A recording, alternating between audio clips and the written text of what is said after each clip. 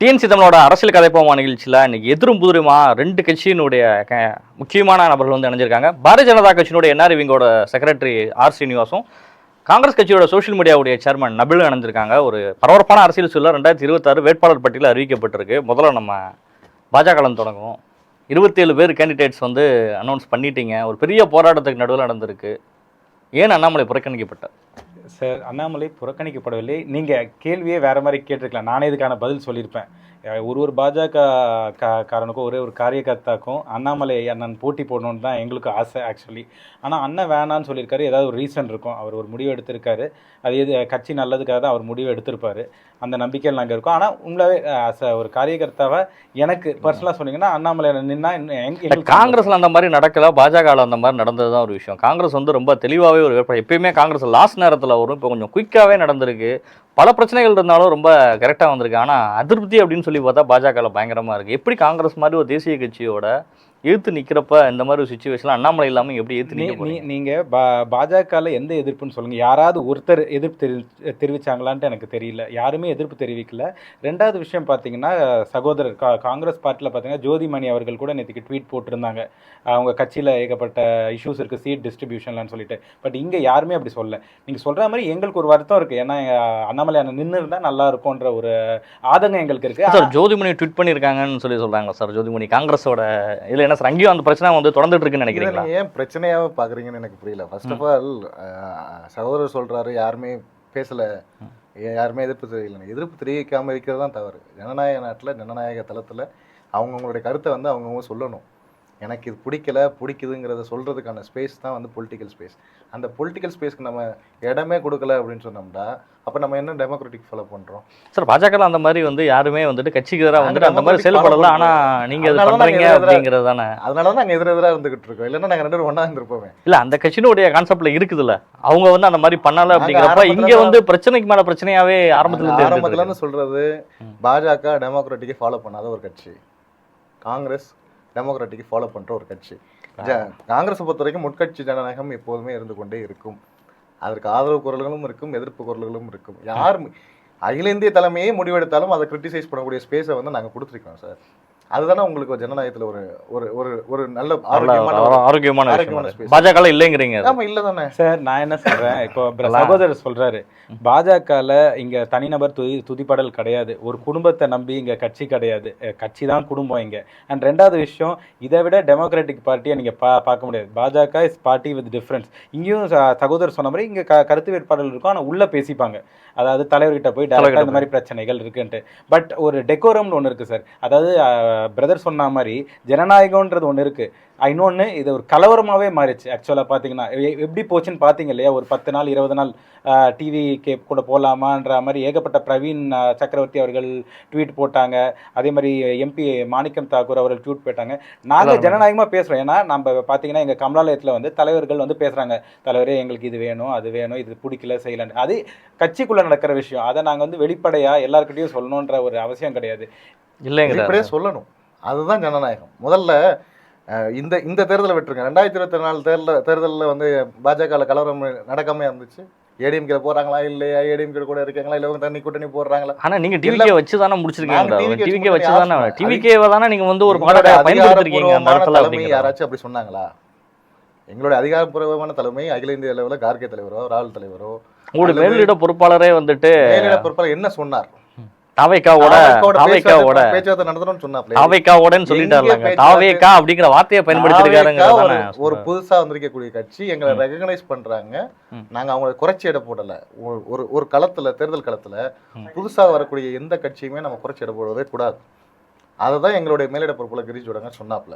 ரெண்டாவது, யூஸ்வலா விஜய்க்குன்னு ஒரு பெரிய ஸ்டார்டம், அவருக்குன்னு ஒரு பெரிய ஃபாலோவர்ஸ் இருக்காங்க. அது எந்த அளவுக்கு வாக்காக மாறுங்கிறதையும் எங்களுக்கு தெரியாதுன்னு சேர்த்து சொன்னார். ஸோ அதனால் வந்து எலெக்ஷன் ஃபீல்டில் நாங்கள் நிற்கிறது வந்து நாங்கள் தெளிவாக தான் இருந்தோம். ஆரம்பத்துலேருந்து திமுக கூட்டணி தான் தெளிவாக இருந்தோம். டிசம்பர் மாதமே நாங்கள் வந்து குழு போட போகும்போது கூட திமுக பேசுவதற்காக தான் குழு போடுறோங்கிறதையும் நாங்கள் சொல்லியிருந்தோம். இதில் எங்களுக்குள்ள குழப்பம் இல்லை. சீட் பார்கனிங் இருக்கும். எங்களுக்கும் டிஎம்கேக்கு சீட் பார்கனிங் நாங்கள் வந்து ஓப்பனாக நாங்கள் பேசிக்கிட்டோம். ஓப்பனாக அவங்கள்ட்ட டிமாண்ட் பண்ணோம். எங்களோட டிமாண்ட்ஸ் இருந்துச்சு. அந்த டிமாண்ட்ஸை வந்து அவங்களும் அக்செப்ட் பண்ணி 25 போனதை கொடுத்தது 28 கொடுத்தாங்க. ப்ளஸ் ஒரு ராஜ்யசபா கிடச்சிது. இந்த டிஸ்கஷனே இருக்கக்கூடாதுன்னு சொன்னோம்னா அப்ப என்ன அந்த டிஃபரன்ஸ் ஆஃப் ஒப்பீனியனே இருக்கக்கூடாதுன்னு சொன்னோம்னா என்ன நாங்க 28 உங்களுக்கு 27 தான் கொடுத்துருக்காங்க ராஜ்யசபா இல்லை. அதுதான் அவர் பிரதர் சொன்ன மாதிரி 24 தேர்தலை பத்தி சொன்னாரு. நாங்க பாத்தீங்கன்னா ஒரு கூட்டணி இருந்தா அந்த கூட்டணிக்கு உண்டான மரியாதை கொடுப்போம். அதிமுகக்கு கூட்டணி வேணாம், தனியா போகலாம், இல்ல நம்ம தலைமையில தான் கூட்டணி அனுபவம். 24 நாங்க தனியா பாமக மற்ற கட்சிகள் இருந்தாங்க, அமமுக போல, அப்புறம் ஓபிஎஸ் அவர்கள் நின்னாங்க. தனியா நாங்க இது பண்ணோம். எங்களுக்கு அந்த தைரியம் இருக்கு. நாங்க அதே மாதிரி உள்ளாட்சி தேர்தலும் தனியா தான் சந்திச்சோம். எங்களுக்கான ஓட் பர்சன்டேஜ் இருக்கு. ஸோ நாங்க அதே மாதிரி கூட்டணி சேர்ந்தாலும் அதுக்கான பக்குவமா சேர்ந்து டெல்லியில் எங்கள் தலைவர்கள் ஆகட்டும், இங்கே மாநில தலைவர் நயினார் நாகேந்திரன் ஆகட்டும், சேர்ந்து நாங்கள் கூட்டணியா இருந்தாலும் சரி தனியா போனாலும் சரி பேசினாலதான் சார் கூட்டணியே உடஞ்சிச்சு. முதல்ல வந்து இருக்கக்கூடிய எடப்பாடி பழனிசாமி எவ்வளவு கேவலமாக பேசினார் என்பது எல்லாருக்கும் தெரியும். அப்போதும் கூட்டணிக்குள்ளதான் இருந்தீங்க நீங்க. அது உடஞ்சதுக்கு காரணமே அவரை வந்து அடிமை சார். ஈவிகே இளங்கோவன் அவர்கள் பேசாத பேச்சு இல்ல திமுக. அதே மாதிரி பட்டாசு வெடிச்சவங்க. அப்போ நான் திமுக நானே அந்த பட்டாசு வெடிச்சேன் சார். பேச்சு இல்ல. எங்களுக்கு வந்து நாங்க சொல்றோமே, நாங்க டெமோக்ராட்டிக். நீங்க தான் சொல்றீங்க இன்டர் ஹவுஸ்ல பேசிக்கிறோம். நாங்க இன்டர் ஹவுஸ்ல எல்லாம் பேசுவோம். ஓப்பன் டிக்ளேர், எல்லாத்துலயுமே ஓப்பன் டிக்ளேரா தான் இருக்கும். ஆமா, அது வந்து எங்களுடைய கட்சி செயல்பாடுகளாக இருந்தாலும் சரி, கூட்டணி செயல்பாடுகளாக இருந்தாலும் சரி, நாங்க மக்கள்கிட்ட என்ன நடக்குதுங்கிற சொல்லாம நாங்களே ரகசியமா பேசிக்கிறதுல இருந்து அதனாலதான் 2011 உங்க ரிசல்ட் வெளியே வருது. முதல் மாடியில் ரைட்டும் இன்கம் டாக்ஸ் ரைட்டும் கீழே வந்து தொகுதி பங்கு. அதுவே தவறு சார். அது அந்த இதுதான் திமுகவே மறுத்துட்டாங்க. கொஞ்சம் இப்ப ரீசெண்டா கூட மறுத்துருந்தாங்க. அன்னைக்கு ரைட் நடக்கிற அன்னைக்கு காங்கிரஸோட பேச்சுவார்த்தை நடக்கலங்கிறது திமுகவுடைய அபிஷியல் அறிக்கையவே விட்டுருக்காங்க. அன்னைக்கு நடந்தது பாமகோட பேச்சுவார்த்தை. ஒரு வாரத்துக்கு முன்னாடி விட்டுருக்காங்க. ஒரு 15 வருஷம் கழிச்சு தான் அவங்க இப்பதானே நீங்க டாக் வந்து எல்லா இடங்களையும் போயிட்டு தானே இருந்தது.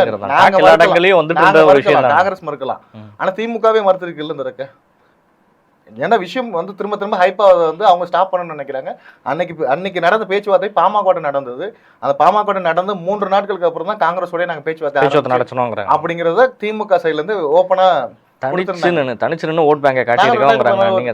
அன்னைக்கு நீங்க அந்த அளவுக்கு வந்து ஓட் பேங்க காட்டலைன்னு சொல்றாங்க. அவர் வந்து அண்ணாமலை அவர்கள் வந்து தலைவராக இருந்து அவர் அவ்வளவு பெர்சன்டேஜ் ஓட் வந்து காங்கிரஸ் வந்து பிஜேபி காட்டியிருக்குங்கிறாரு. எங்க தனிச்சு நின்னீங்க? காங்கிரஸ் வந்து அந்த அளவுக்கு காட்டலை. தனிச்சு நின்னதுக்கும் தலைமை தங்கறதுக்கும் வித்தியாசம் இருக்கு. எங்களை நம்பி கட்சிகள் வந்தாங்க, நாங்க வர்றாங்க. நம்பி கட்சி வரல. தனியாவே நின்றுக்கோம். இல்ல அப்ப யாரு கட்சி வரல, கட்சி வரல அப்படிங்கறதான அவர் பாயிண்ட் பண்றாரு. கட்சி வரலங்கிறது தனியாவே நாங்க நின்றுக்கோம். நாங்க தனியா நிக்க போறோம்னு சொல்லி நின்றோம். அசல கட்சி யாரும் கூட வரல, இடதுசாரியில வரல, யாருமே வரல. அவங்களுக்காச்சும் ஒரு கட்சி கூட வந்தாங்க, நின்னாங்க. விஜய் மாதிரியோ இல்ல மற்றவங்களுக்கு மாதிரியோ நாங்க ஓபன் டிக்ளேர் பாட்டாளி மக்கள் கட்சி வந்தாங்கங்கறாங்க. ஆனா உங்களுக்கு அங்க வரல அப்படிங்க உடைச்சிட்டாங்களே. அப்புறம் எதுக்கு பாட்டாளி கூட வந்தாங்களே? ஆனா வந்து 2014 நாங்க ஓபன் டிக்ளேர் கொடுத்து நின்னோம். நாங்க தனியா தான் நிக்க போறோம் சார். இல்ல 2014 திமுக தனியா போய், ஏன்னா 2013 கூட்டணி விட்டு வெளில வந்தாங்க. நாங்க தான் முதல்ல டிக்ளேர் பண்ணது அந்த இடத்துல. ஏன்னா கூட்டணி விட்டு வந்து அடுத்த நாளே உங்களுக்கு ஞாபகம் இருக்கு, ஹம்மர் காருக்காக ஐடி ரைடு வந்துச்சு அவர் வீட்டுல. அது ஒரு சிக்கலாச்சு. அது ப. சிதம்பரம் அவர்களே நான் கேக்குறேன், அந்த காலகட்டங்கள்ல வந்து ஐடி ரைடுக்கு பின்னாடி எல்லாம் இருக்கிறது காங்கிரஸ் தான்டா. இந்த 2014 இருந்து இப்ப வரைக்கும் நடந்த தமிழ்நாட்டுல மட்டும் வச்சுக்கணும், தமிழ்நாட்டுல நடந்த ஐடி ரைடுக்கு பின்னாடி காரணம் பிஜேபி ஒத்துக்கலாமா? இல்ல அது ஐடி ரைட் நடந்துருக்கு. எதை எடுத்தாலும் ஐடி ரைட் நடந்துருக்கு. ஐடி ரைட் நடந்துருக்கு. அதுக்கான யாராவது தண்டனை பெற்றிருக்காங்களா? அதுக்கான கேஸ் பட மாட்டீங்களா? நீங்க உங்க சொந்த கூட்டணி கட்சியிலே உள்ள தள்ளுவீங்க, அதே கூட்டணி கட்சிக்கு சப்போர்ட் பண்ணி பிரச்சாரம் பண்ணுவீங்க. ஒண்ணுமே இல்ல. இவர் இப்ப இறந்து போனாரு நம்ம மகாராஷ்டிரால ஒரு பேர் அஜித் பவார் மேல மோடி வைக்காத குற்றச்சாட்டா 10,000 கோடி ரூபாய் ஊழல் சொன்னாரு. எப்ப அவர் கட்சியை உடைச்சிட்டு இங்க வந்து ஜாயின் பண்ணாரோ அந்த ஊழல் எல்லாம் போயிடுச்சு. அப்படிதான் செந்தில் பாலாஜி நீங்க சொன்னீங்க. அந்த மாதிரி விஷயம் செந்தில் பாலாஜியை வந்துட்டு காங்கிரஸ் செந்தில் பாலாஜி அடிச்சுக்காத குறைதான். ஆனா பாத்தீங்கன்னா பாலிடிக்ஸ்ங்கிறது எல்லா இடத்துலயும் இப்ப நாங்க தனி பார்ட்டி, அவங்க தனி பார்ட்டிங்க. எங்களுக்கான டிஃபரன்ஸ் ஒப்பீனியன் இருக்கும், எங்களுக்கான தேவைகள் இருக்கும், நாங்க அதெல்லாம் கேட்டுக்கிறோம். அதே இதுதான் அஜித் பவாருக்கும் பாஜக. உங்களுக்கான அஜித் பவார் மேல நீங்க வச்ச குற்றச்சாட்டு வேற. எப்போ உங்களோட அவர் கட்சியை உடைச்சிட்டு வந்து ஜாயின் பண்றாரோ அப்ப அவர் கிளீன் ஷீட் ஆயிடுறாரு. அவர் அஜித் பவாரை மட்டும் சொல்லல, என்னால வந்து ஒரு லிஸ்டே போட முடியும். கூட்டணி விட்டு வெளியில போயிருந்தானா அதனால நீங்க ஆக்ஷன் எடுத்துருப்பீங்களா? அப்படி இல்ல சார். கூட்டணி விட்டு வெளியில போய் ஆக்ஷன் எடுத்துருப்பீங்களா? காங்கிரஸ்ல வெளிய போகக்கூடிய சூழ்நிலையில தான் அவர் இருந்தார். கோர்ட்ல தான் அது பேசப்பட்ட அவர் வெளில வந்தார். அஜித் பவார் கூட்டணி விட்டு வெளியில போகக்கூடிய சூழ்நிலை இருந்தார். அதற்கான செயல் திட்டங்கள் அதுக்கு முன்னாடி ஒரு வாரம் முன்னாடியே சரத்பவாரை சந்திச்ச வீடியோஸ், போட்டோஸ் அஜித் பவார் சொல்றீங்க எல்லாமே. அஜித் பவாரை விட எங்களுக்கு முக்கியமான ஒரு கட்சின்னு பார்த்தா தமிழகத்துல அதை விடுங்க. எடியூரப்பா, கர்நாடகாவில் எடியூரப்பா பிஜேபியில இருந்துட்டு அவர் மேல ஊழல் குற்றச்சாட்டு இருக்க போகும்போதே அவர் விலகி போய் தனியா ஒரு பார்ட்டி ஆரம்பிக்கிறாரு. பிஜேபிக்கு எகென்ஸ்டா போய் ஆரம்பிக்கிறாரு. ஆனா திருப்பி வந்து இங்க தானே சார் சேர்ந்தாரு. அதான் சொல்றேன், கர்நாடகா எதனால பிரிஞ்சு போனாரு? அவர் மேல இந்த ஊழல் குற்றச்சாட்டுக்காண்டி பிரிஞ்சு போறாரு. கர்நாடக ஜனதா பார்ட்டின்னு ஆரம்பிக்கிறாரு. அவர் எலெக்ஷனுக்கு அப்புறம் திரும்ப வந்து சேர்ந்துட்டாரு. அந்த ஊழல் திரும்ப வந்து சேர்ந்துட்டாலே ஊழல் குற்றச்சாட்டு இல்லாம நீங்க செந்தில் பாலாஜி கேஸ்ல ஒரு விஷயம் நம்ம புரிஞ்சுக்கணும். இன்னும் ட்ரையல்ல தான் இருக்குது கேஸ். இன்னும் அவங்களுக்கு வந்து ஜட்மெண்ட் கொடுக்கல. பட் ஆனா அஜித் பவார் மேல குற்றச்சாட்டுறது நபிலோ நீங்களோ கிடையாது. இந்த நாட்டினுடைய பிரதமர் நரேந்திர மோடி குற்றம் சாட்டினார். இந்த நாட்டினுடைய உள்துறை அமைச்சர் அமித்ஷா குற்றம் சாட்டினார். இதெல்லாம் நீங்க எலெக்ஷனுக்காண்டி தான் பண்ணுவீங்க, இப்படிதான் இது எலெக்ஷனுக்காண்டி தான் பண்ணுவீங்க. அது சரியா இருந்தாலும் செந்தில் பாலாஜி பத்தி முதலமைச்சர் பேசாத பேச்சா ஸ்டேஜ் முதலமைச்சர் பேசினார், நான் பணத்தை வாங்குவேன் ஆனா நான் திருப்பி கொடுத்துட்டா நான் ரொம்ப நல்லவன் அப்படிங்கிறது வந்து அரசியல். அப்போ அது இப்ப காங்கிரஸ்ல அவர் ஜாயின் பண்ணியிருந்தாரா? நீங்க என்கிட்ட கொஸ்டின் கேட்கலாம். இல்ல காங்கிரஸ் உங்களோட கூட்டணி கட்சினாலும் அதே செந்தில் பாலாஜி வந்து செந்தில் பாலாஜி இல்லாம ஈவி.கே. இளங்கோவன் 20 கிலோமீட்டர் ஜெயிச்சிருப்பாரா? ஈவி.கே. இளங்கோவன் கூட்டணி கட்சி விடுங்க, மினிஸ்டர் மேல எவ்வளவு குற்றச்சாட்டுகள் இருக்குது சார். ஈரோடு கிழக்கு தொகுதியை நீங்க சொல்லுங்க. ஈவி.கே. இளங்கோவனுக்காக செந்தில் பாலாஜி எப்படி வேலை பார்த்தாருங்கிறது அங்க தெரியும். எவ்வளவு செலவழிச்சிருக்காருங்கிறது தெரியும். சார் நீங்க அரசியல விடுங்க சார். ஒரு கோர்ட்ல ஒரு தீர்ப்பு வந்துருச்சு, திருப்பரங்குன்றம் தீர்ப்பு. அதுக்காக என்ன விஷயமே தெரியாம எல்லாரும் கையெழுத்து போட்டு திருப்பரங்குன்றம் தீர்ப்பு வந்துருச்சுன்னு சொல்றீங்கல்ல. ஆமா, பிஜேபி கோர்ட்டோட இது மதிக்குன்னு சொல்றீங்கல்ல. இதே சபரிமலை இதுக்கு தீர்ப்பு வந்துச்சுல்ல, பெண்கள் உள்ள அனுமதிக்கலாம் இருந்தோம்ல, பிஜேபி போய் எதுக்கு ஆர்ப்பாட்டம் பண்ணுச்சு சார்? அதுதான் சொல்றேன், நாங்க ஒரு ஸ்டாண்ட் எடுத்தோம். ஏன்னா முதல்ல சொல்றது ஒண்ணு கோர்ட்டோட டிசிஷனை மதிக்கிறோம் அப்படின்னு சொன்னோம்னா என்டையர் கோர்ட்டோட டிசிஷன்ஸை மதிக்கணும். இல்ல நாங்க பாபர் மசூதியில இடிச்சது கோர்ட்டோட டெசிஷன்ஸ் வந்த பிறகு நாங்க மதிச்சோம், அமைதியா இருந்தோம். தீர்ப்புல கூட என்ன சொல்றாப்ல, இது எந்த ஆதாரத்தின் அடிப்படையில் நான் கொடுக்கல, மக்களுடைய மனநிலை அப்படி இருந்துகிட்டு இருக்கு, எந்த ஒரு பிரச்சனையும் வந்துடக்கூடாதுங்கிற கண்ணி நாங்க இந்த தீர்ப்பை கொடுக்கணும்னு நாங்க அக்செப்ட் பண்ணிக்கிட்டோம். சார் இது பாத்தீங்கன்னா ஃபர்ஸ்ட் இப்ப கம்யூனிஸ்ட் கவர்மெண்டே இருக்கு, அவங்களே திருப்பி வாங்குற மாதிரி வந்துட்டாங்க. ஏன்னா கேரளால நடந்த பிரச்சனை, ஏன்னா மத உணர்வு அது செகண்டரி. ரெண்டாவது பல வருஷமா ஃபாலோ பண்ண எல்லா மத உணர்வுமே இருக்குது. அதுக்காக தான் நாங்க போறோம். முதல்ல இருந்தே ஒரே விஷயத்துல நாங்க போறோம். மத உணர்வே நீங்க சொல்றீங்க, ரைட். ஒருத்தனுடைய உணவு வந்து அவனுடைய தனிப்பட்ட உரிமையா இல்லையா சார்? யாருமே பீஃப் சாப்பிட கூடாதுன்னு பேசல சார். ஒருத்தனோட பேசிருக்காங்களே நிறைய இடங்கள்ல, பேசுறது மட்டும் இல்லங்க, வீட்ல வந்து அவரோட டிஃபன் பாக்ஸ்ல அது மட்டனா பீஃபா எதுன்னு தெரியாமலே அவர் அடிச்சு யூபில நடந்திருக்கு, பீகார்ல நடந்திருக்கு,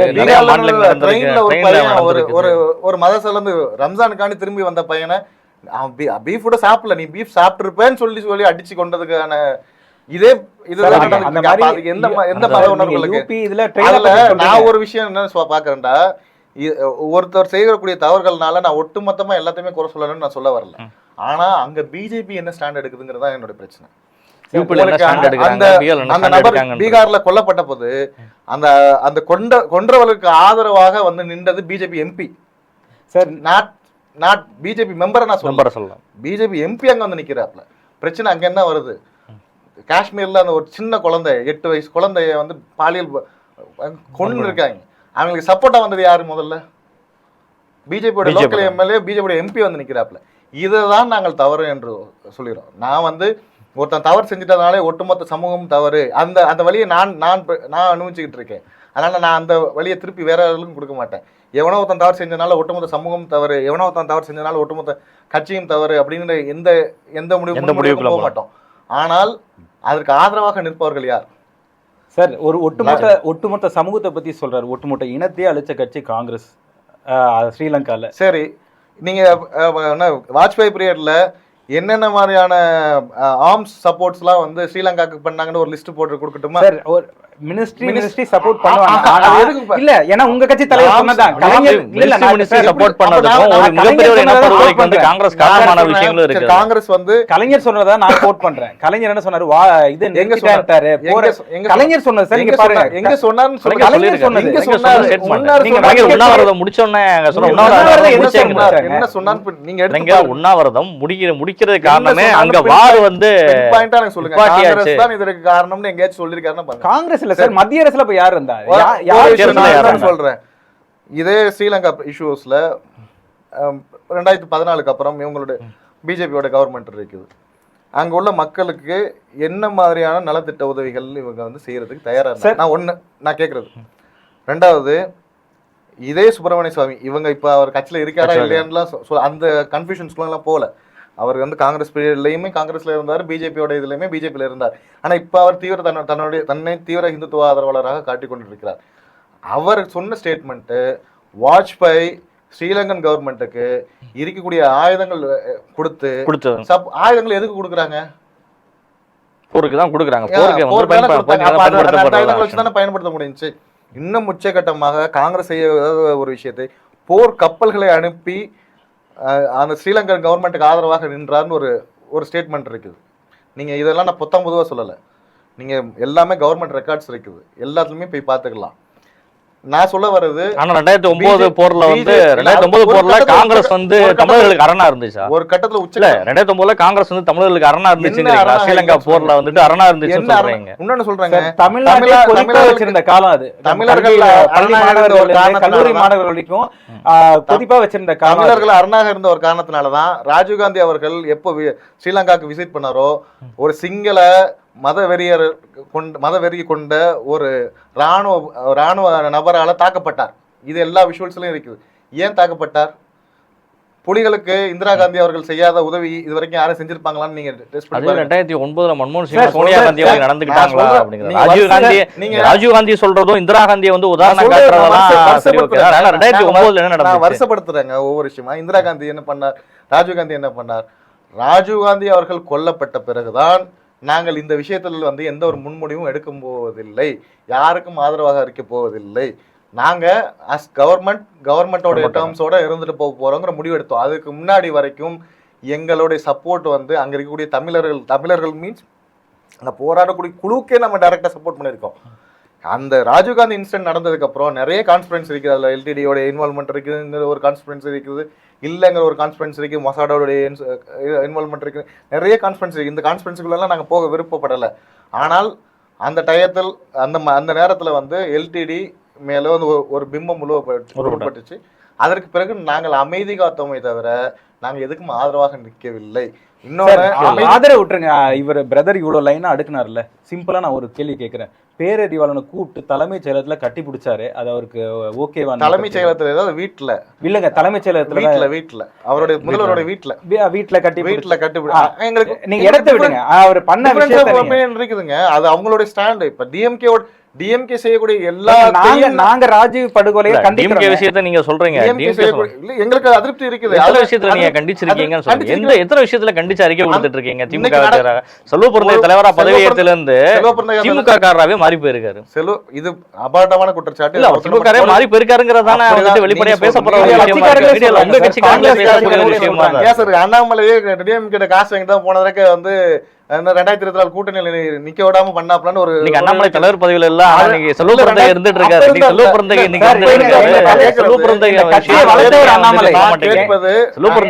செல்வப்பிரந்தை வந்து முழுமையாக திமுக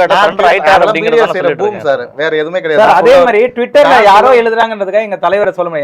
எங்க தலைவர் கட்சியை வளர்த்தவர், டபுள் டிஜிட் எடுத்து வந்தார். இன்னைக்கு அவர் ஐபிஎஸ் என்ற ஒரு பதவியை திறந்து இன்னைக்கு வந்தார். ஏன்னா எம்எல்ஏ எம்பி ஆயிடலாம், ஐஏஎஸ் ஆறுது கஷ்டம். இப்ப இருக்கக்கூடிய திருவள்ளூர் எம்பி தமிழ்நாட்டோட இருக்கக்கூடிய அளவுக்கு அவர் வரலைங்க.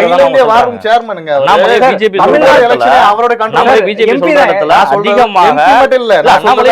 சொல்ற இடத்துல அகில இந்திய வார் ரூம் சேர்மன். இந்தியா ஃபுல்லா அண்ணாமலை தெரியுமா, சசிகாந்த் செந்தில தெரியுமா சார்? அதுதான் எங்க தலைவருடைய. யாரு அண்ணாமலை தெரியுமா நீங்களே கேட்டு பாருங்க. கர்நாடகா தான் எங்க தெரியும், கர்நாடகால வேலை பார்த்ததுனால தெரியும் உங்களுக்கு. கேரளால போனாலும் ஒரு பாண்டிச்சேரியில தெரியுதுங்கிறாங்க, கர்நாடகால தெரியுது, 4 ஸ்டேட்ல சொல்றாங்க, மகாராஷ்டிரால தெரியுதுங்கிறாங்க. கர்நாடகாவோட வெற்றிக்கு மிக முக்கியமான காரணமாக யார் பார்க்கப்பட்டார்? அன்று இந்த எலெக்ஷன் அசம்பிளி எலெக்ஷன் முடிஞ்ச உடனே நீங்க கர்நாடகாவோட எல்லா மீடியாஸையும் ஓபன் பண்ணி பாருங்க, யார் பேர் அடிக்கடி அடிப்பிடிச்சு. ஒன்னு டிகே சிவகுமார், 2வது வந்து சசிகாந்த் செந்தில். இந்த நியூஸ் இல்லைன்னா என்னை கேட்பாருங்க. அது மாதிரி ஒவ்வொரு இடத்துக்குமே அவர் அசைன் பண்ண போகும்போது எல்லா இடத்துலையுமே அவருடைய பேர் அடிபட்டு இருக்கு. Is IAS officer, ex IAS officer, அவர் ரிசைன் பண்ணிட்டு வந்தார். அதே மாதிரி கேரளாவில் ஒரு ஐஏஎஸ் ஆஃபீஸர் ரிசைன் பண்ணிட்டு வந்திருக்கு. இன்னொரு ராஜுன்னு சொல்லிட்டு மிகப்பெரிய அளவில் அகில இந்திய பொறுப்பில் இருக்கிறார், அவரும் ஐஏஎஸ் ஆஃபீஸர். இது மாதிரி நாங்கள் ஐஏஎஸ் ஐபிஎஸ் ஆபீசர்ஸ் முதல்ல வந்ததே நேர்மையான ஒரு ஆபீசருங்கிறது அவருக்கு அந்த பேர் இருக்கு. அண்ணாமலை அவர்கள் மீது அவர் வைக்கிற மாதிரி ஒரு நிமிஷம். திமுக அப்படிங்கிற ஒரு விஷயம் எல்லாம் நிறைய வெளியில வந்திருக்கு. அவர் எப்படி விக்டிம் கார்டு பத்தி விக்டிம் கார்டை யூஸ் பண்றாரு தெரியுங்களா? யாரோ ஒருத்தர் ட்வீட் போட்டாங்க எதை பத்தியோ, அதை வச்சு அவர் விக்டிம் கார்டு ப்ளே பண்றாரு. அதுக்கு அடுத்தது ஏதோ ஒரு சில விஷயங்களை பத்தி தான் பேசுறீங்க, ஆனா அவரை பத்தி நீங்க சொல்றதுக்கு ஒரு விஷயமே ரொம்ப கிடையாது. simple. நான் உன்னோட கேட்கறேன் சார், அண்ணாமலை பேசினதுல முக்காவாசி இது இந்த வாட்ஸ்அப் குழுலையும் இதுலயும் வச்சுதான் சார் பேசி மாட்டிக்கிட்டாரு பல டயத்துல. சார் நாங்க சில விஷயங்கள் ஆதாரப்பூர்வமா நீங்க எடுத்து இவர் சொல்றாரு பேக் எண்ட்ல வேலை பார்த்தாரு. எங்களுடைய தலைவர்களை பத்தி என்ன, எங்க தலைவர் ஒரே குற்றச்சாட்டு வச்சாப்ல, ஒண்ணும் இல்ல அதுல அண்ணாமலை பேரை டைரக்டா கூட மென்ஷன் பண்ணல. இதுல ஏர்போர்ட்ல வந்து ஒரு கோல்டு கேஸ் மாட்டுது, ஒரு ஒரு சொல்லலாம் மார்வாடி சகோதரர் மாட்டுறாரு. அதுக்கு பின்னாடி அண்ணாமலை இருப்பதாக செய்திகள் எல்லாம் போடுறாங்க. அதை பத்தி கேள்வி கேட்க போகும்போது எங்களோட மாநில தலைவர் என்ன சொல்றாப்லண்டா, இது மாதிரி ஒரு கேஸ் வந்திருக்குது, பிடிபட்டிருக்குது, இதெல்லாம் நீங்க பேசுறீங்க, ஆதாரப்பூர்வமா எந்த ஒரு இதுவும் இல்லை. ஆனா அண்ணாமலையும் அந்த நபரும் கூட இருந்ததுக்கான எல்லா ப்ரூஃபுமே ப்ரூஃபா அவருடைய சோஷியல் மீடியால போட்டிருக்காப்புல. நான் ஒரு கட்சி தலைவர், என்னை மாதிரி அவரும் ஒரு கட்சி தலைவர், 1000 பேர் வந்து சந்திச்சுட்டு போவாங்க, பட் இதை வச்சுலாம் நான் குற்றச்சாட்டு சொல்ல முடியாதுன்னு ஒரு பக்கத்தில் சொல்றாரு. ஆனா அதுக்கு எப்படி அவர் ரியாக்ட் பண்றாரு அண்ணாமலை? செல்வ பிறந்தகை ஒரு குண்டாசு, அவர் ஒரு ஹிஸ்டரி ஷீட்டரு.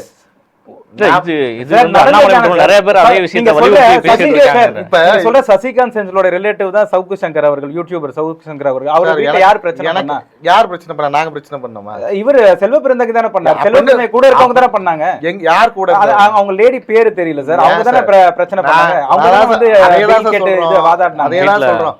இன்னைக்கு வந்தீங்கன்னா பார்ட்டி ஆபீஸ்ல தினமும் ஒரு 1000 பேர் வந்து பாத்துட்டு போறாங்க.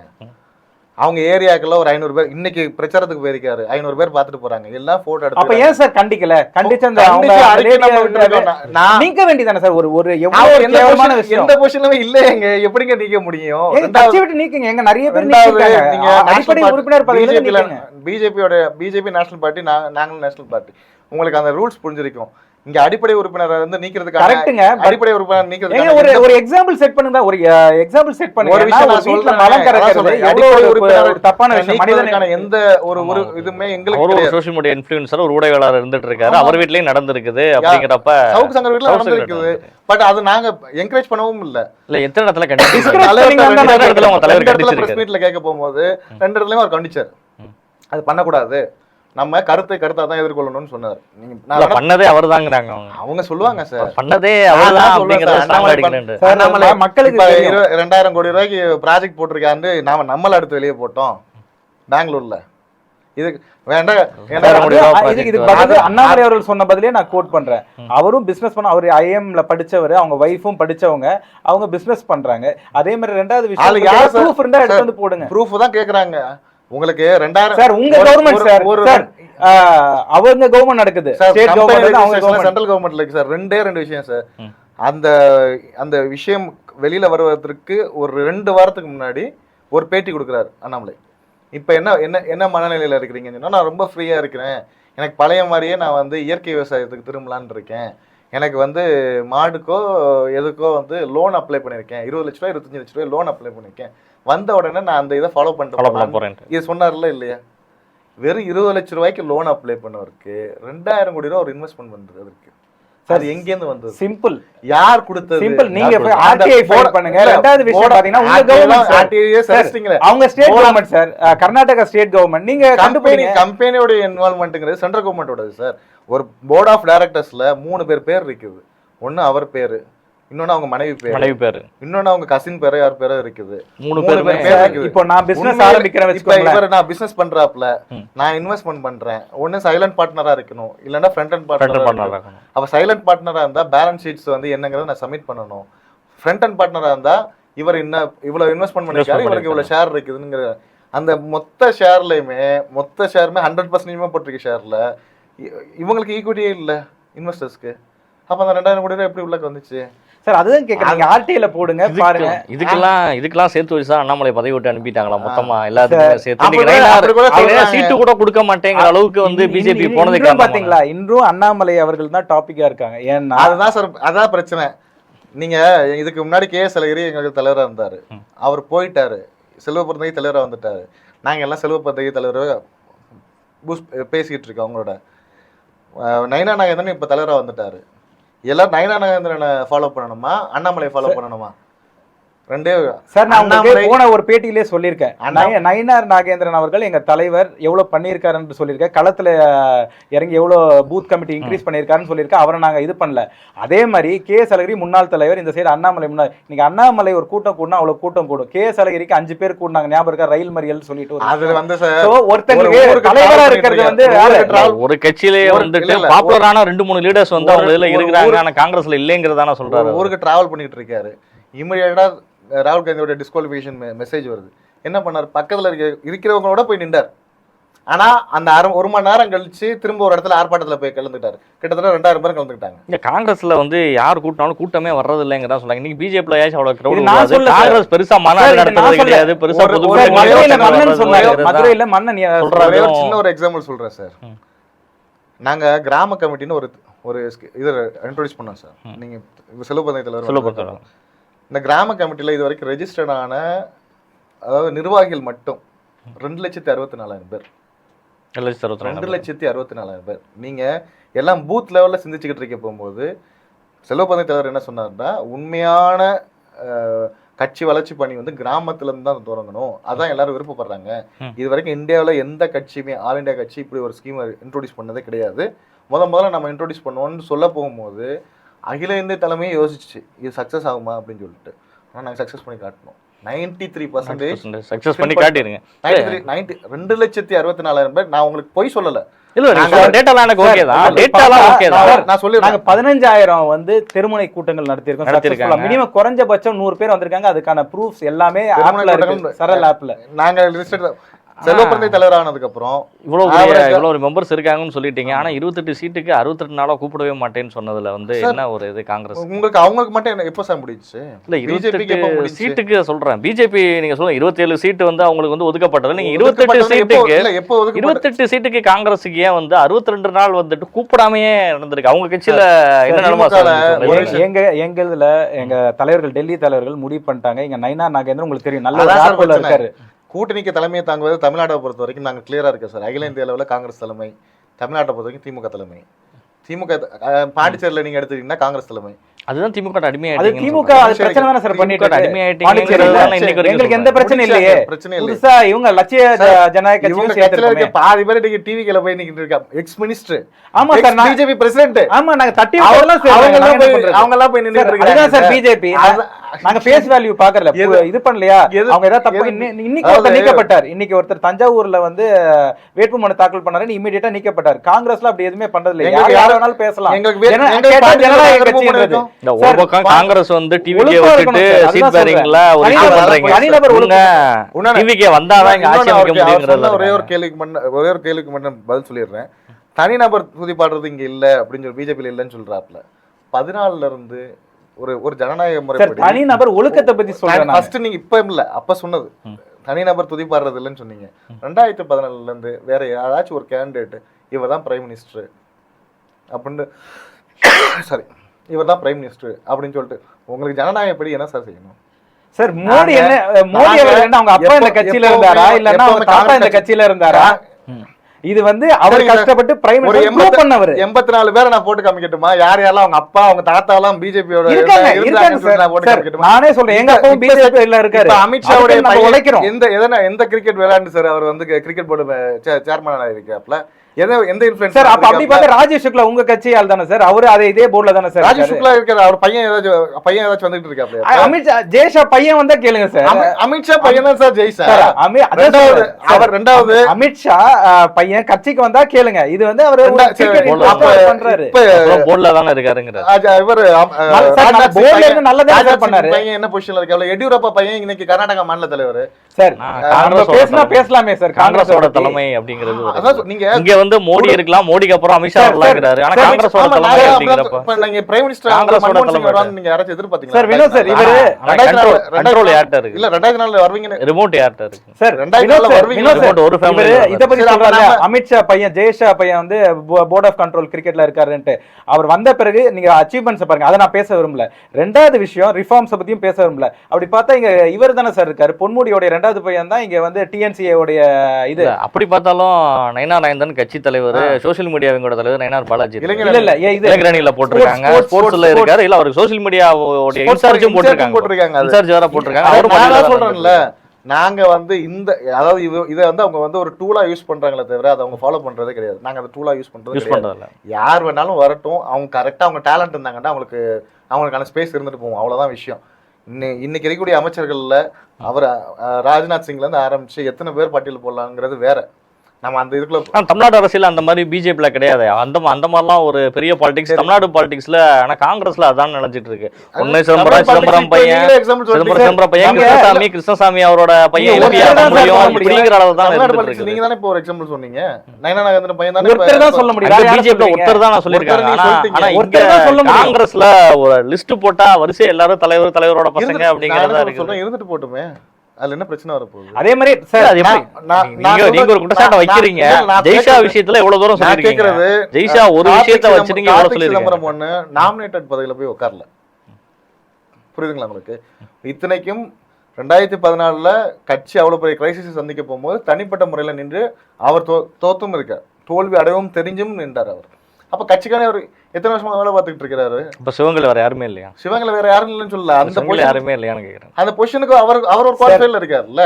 சுதர்சன் நாச்சியப்பன் கேட்டிருந்தாரு சார் அந்த சீட், அது ஒரு பிரச்சனையாச்சு உங்களுக்கு தெரியும். அவர் கார்த்தி சிதம்பரம் சீனியர் தானே சார். சுதர்சன் நாச்சியப்பனுக்கு நாங்க 2004 to 14 வரைக்கும் போகும்போது ராஜ்யசபா கொடுத்தோம், மினிஸ்டர் கொடுத்தோம். இங்க ஒரு ஆளுக்கு ஒரு லோக்சபால ஒரு ஆளுக்கு ஒரு ஸ்பேஸ் தான் கொடுக்க முடியும். நம்ம அதுக்கு நிகர நாங்க அவங்களுக்கு வேற ஒரு விஷயம். நான் தப்பு சொல்ல, அவர் சொன்ன மாதிரி நான் தப்பு. ஆனா நயினார் பாலாஜி சொல்றாரு, நயினார் பாலாஜி சீட்டோ கிட்டோ கேட்கல, கட்சிக்காக உழைக்கிறாரு. ஸ்போர்ட்ஸ் டோர்னமெண்ட் நாங்க பண்ணிருக்கோம், குடும்பத்துக்குள்ள உள்ள ஆதிக்கம்னு நம்ம காங்கிரஸ் கட்சியை பத்தி நான் பேசல சார். அது அவங்க கட்சி, அவங்க குடும்பம், யார் வேணாலும் வரலாம். நான் பேசுறது அரசியல், அதாவது எம்பி எம்எல்ஏ யார் வேணாலும் வரலாம்னு சொல்லிட்டு அவர் என்ன சொல்றாருன்னா, கட்சியோட தலைவரான மல்லிகார்ஜுன கார்கே தான், அவங்க பையன் மினிஸ்டர் தானே கர்நாடகால. நாங்க நயினார் பாலாஜி அவர்களை சொல்றீங்க, அவர் உழைக்கிறாரு, அவர் கட்சிக்காக வேலை செய்யறாரு, எந்த பதவியும் அனுபவிக்கல, எம்பி எம்எல்ஏ எதுவுமே கேட்கலையா? இங்க அவங்க அப்பாவே இப்பதான் எம்எல்ஏ சார். அவர் 2001 இருந்து மினிஸ்டர் சார், ஏடிஎம்கே பீரியட்ல இருந்து ஏடிஎம்கே சீனியர் மினிஸ்டர் சார். பிஜேபில இப்பதான் எம்எல்ஏ இருக்காரு, இப்பதான் தலைவரா இருக்காரு, நடந்திருக்குது. அதுதான் தெரியும். அடுத்து என்ன கண்டினியூ ஆகும் பொழுது அடுத்து எம்பி எலெக்ஷன்ல மாறலாம், இல்ல உள்ளாட்சியில மாறலாம். சொல்றேன், நீங்க ரிமோட்னு சொல்றீங்க, ரிமோட்னு சொல்லியிருந்தீங்க. அப்ப வந்து நான் பிஜேபியோட ரிமோட் ஆர்எஸ்எஸ் கையில இருக்குன்னு சொல்ல முடியுமா? சோ குற்றச்சாட்டுகளை ஈஸியா வச்சிடலாம். பிஜேபியோட ரிமோட் ஆர்எஸ்எஸ் கையில இருந்துட்டு போலாம், ஆனா காங்கிரஸோட ரிமோட் திமுக கையில இருக்க கூடாது அப்படின்னு யார் சொன்னா? உங்களோட தாய்க்கலாக ரைட், ஓகே, உங்களுடைய இது அரசியல் பிரிவு பிஜேபி ரிமோட், ஆனா காங்கிரஸோட ரிமோட் வந்து திமுக கையில இருந்தா ரிமோட் அவங்க கையில இருந்தீங்க. நாங்க இந்த அளவுக்கு ஃபைட் பண்ணவே மாட்டோம் முதல்ல சார். நீங்க என்ன சொல்லப்போம், அந்த ரிமோட் கையில இருந்தனால தான் செல்வப்பிரந்தை தலைவரா இருக்கு. அப்படிலாம் கிடையாது. அந்த ரிமோட் கையில இருந்தனால செல்வப்பிரந்தை 16 வருஷம் ஆயிடுச்சு. ஆனா அங்க பிஜேபில அவர் சொல்றாரு, பிஜேபி செல்வப்பிரந்தை அண்ணாமலை மேல குற்றச்சாட்டு சொல்ல பிஜேபில மாத்திட்டோங்கறாங்க. செல்வப்பிரந்தை இல்ல, நாங்க அண்ணாமலை குற்றச்சாட்டும் வரலன்றேன், அவரை மாத்தல. அவர் பதவி காலம் முடிஞ்சிருச்சு. நயினார் நாகேந்திரன்ஜி அவர் ரீப்ளேஸ் பண்ண. நயினார் நாகேந்திரி என்ன சொன்னாரு, இவர் சேகர் பாபு பேசுறதுக்கு எனக்கு 3 வருஷம், அது முடிச்ச பிறகு இன்னொரு தலைவர் வருவாரு. அதே மாதிரி பிரதர் சொன்ன மாதிரி நான் கட்சி பதவி எதுவுமே பேசல. நீங்க சொன்னீங்க ரிமோட் வச்சுட்டு இது பண்றாங்கட்டு. ஜெய்ஷா தான் இப்போ வந்து கிரிக்கெட் போர்டோட தலைவரா இருக்காரு, இப்போ ஐசிசி தலைவரா இருக்காரு. அவர் பேர்ல தான் விமென்ஸ் கிரிக்கெட் டீம் ஜெயிச்சிருக்கு. நிறைய அதை விட்டுருங்க.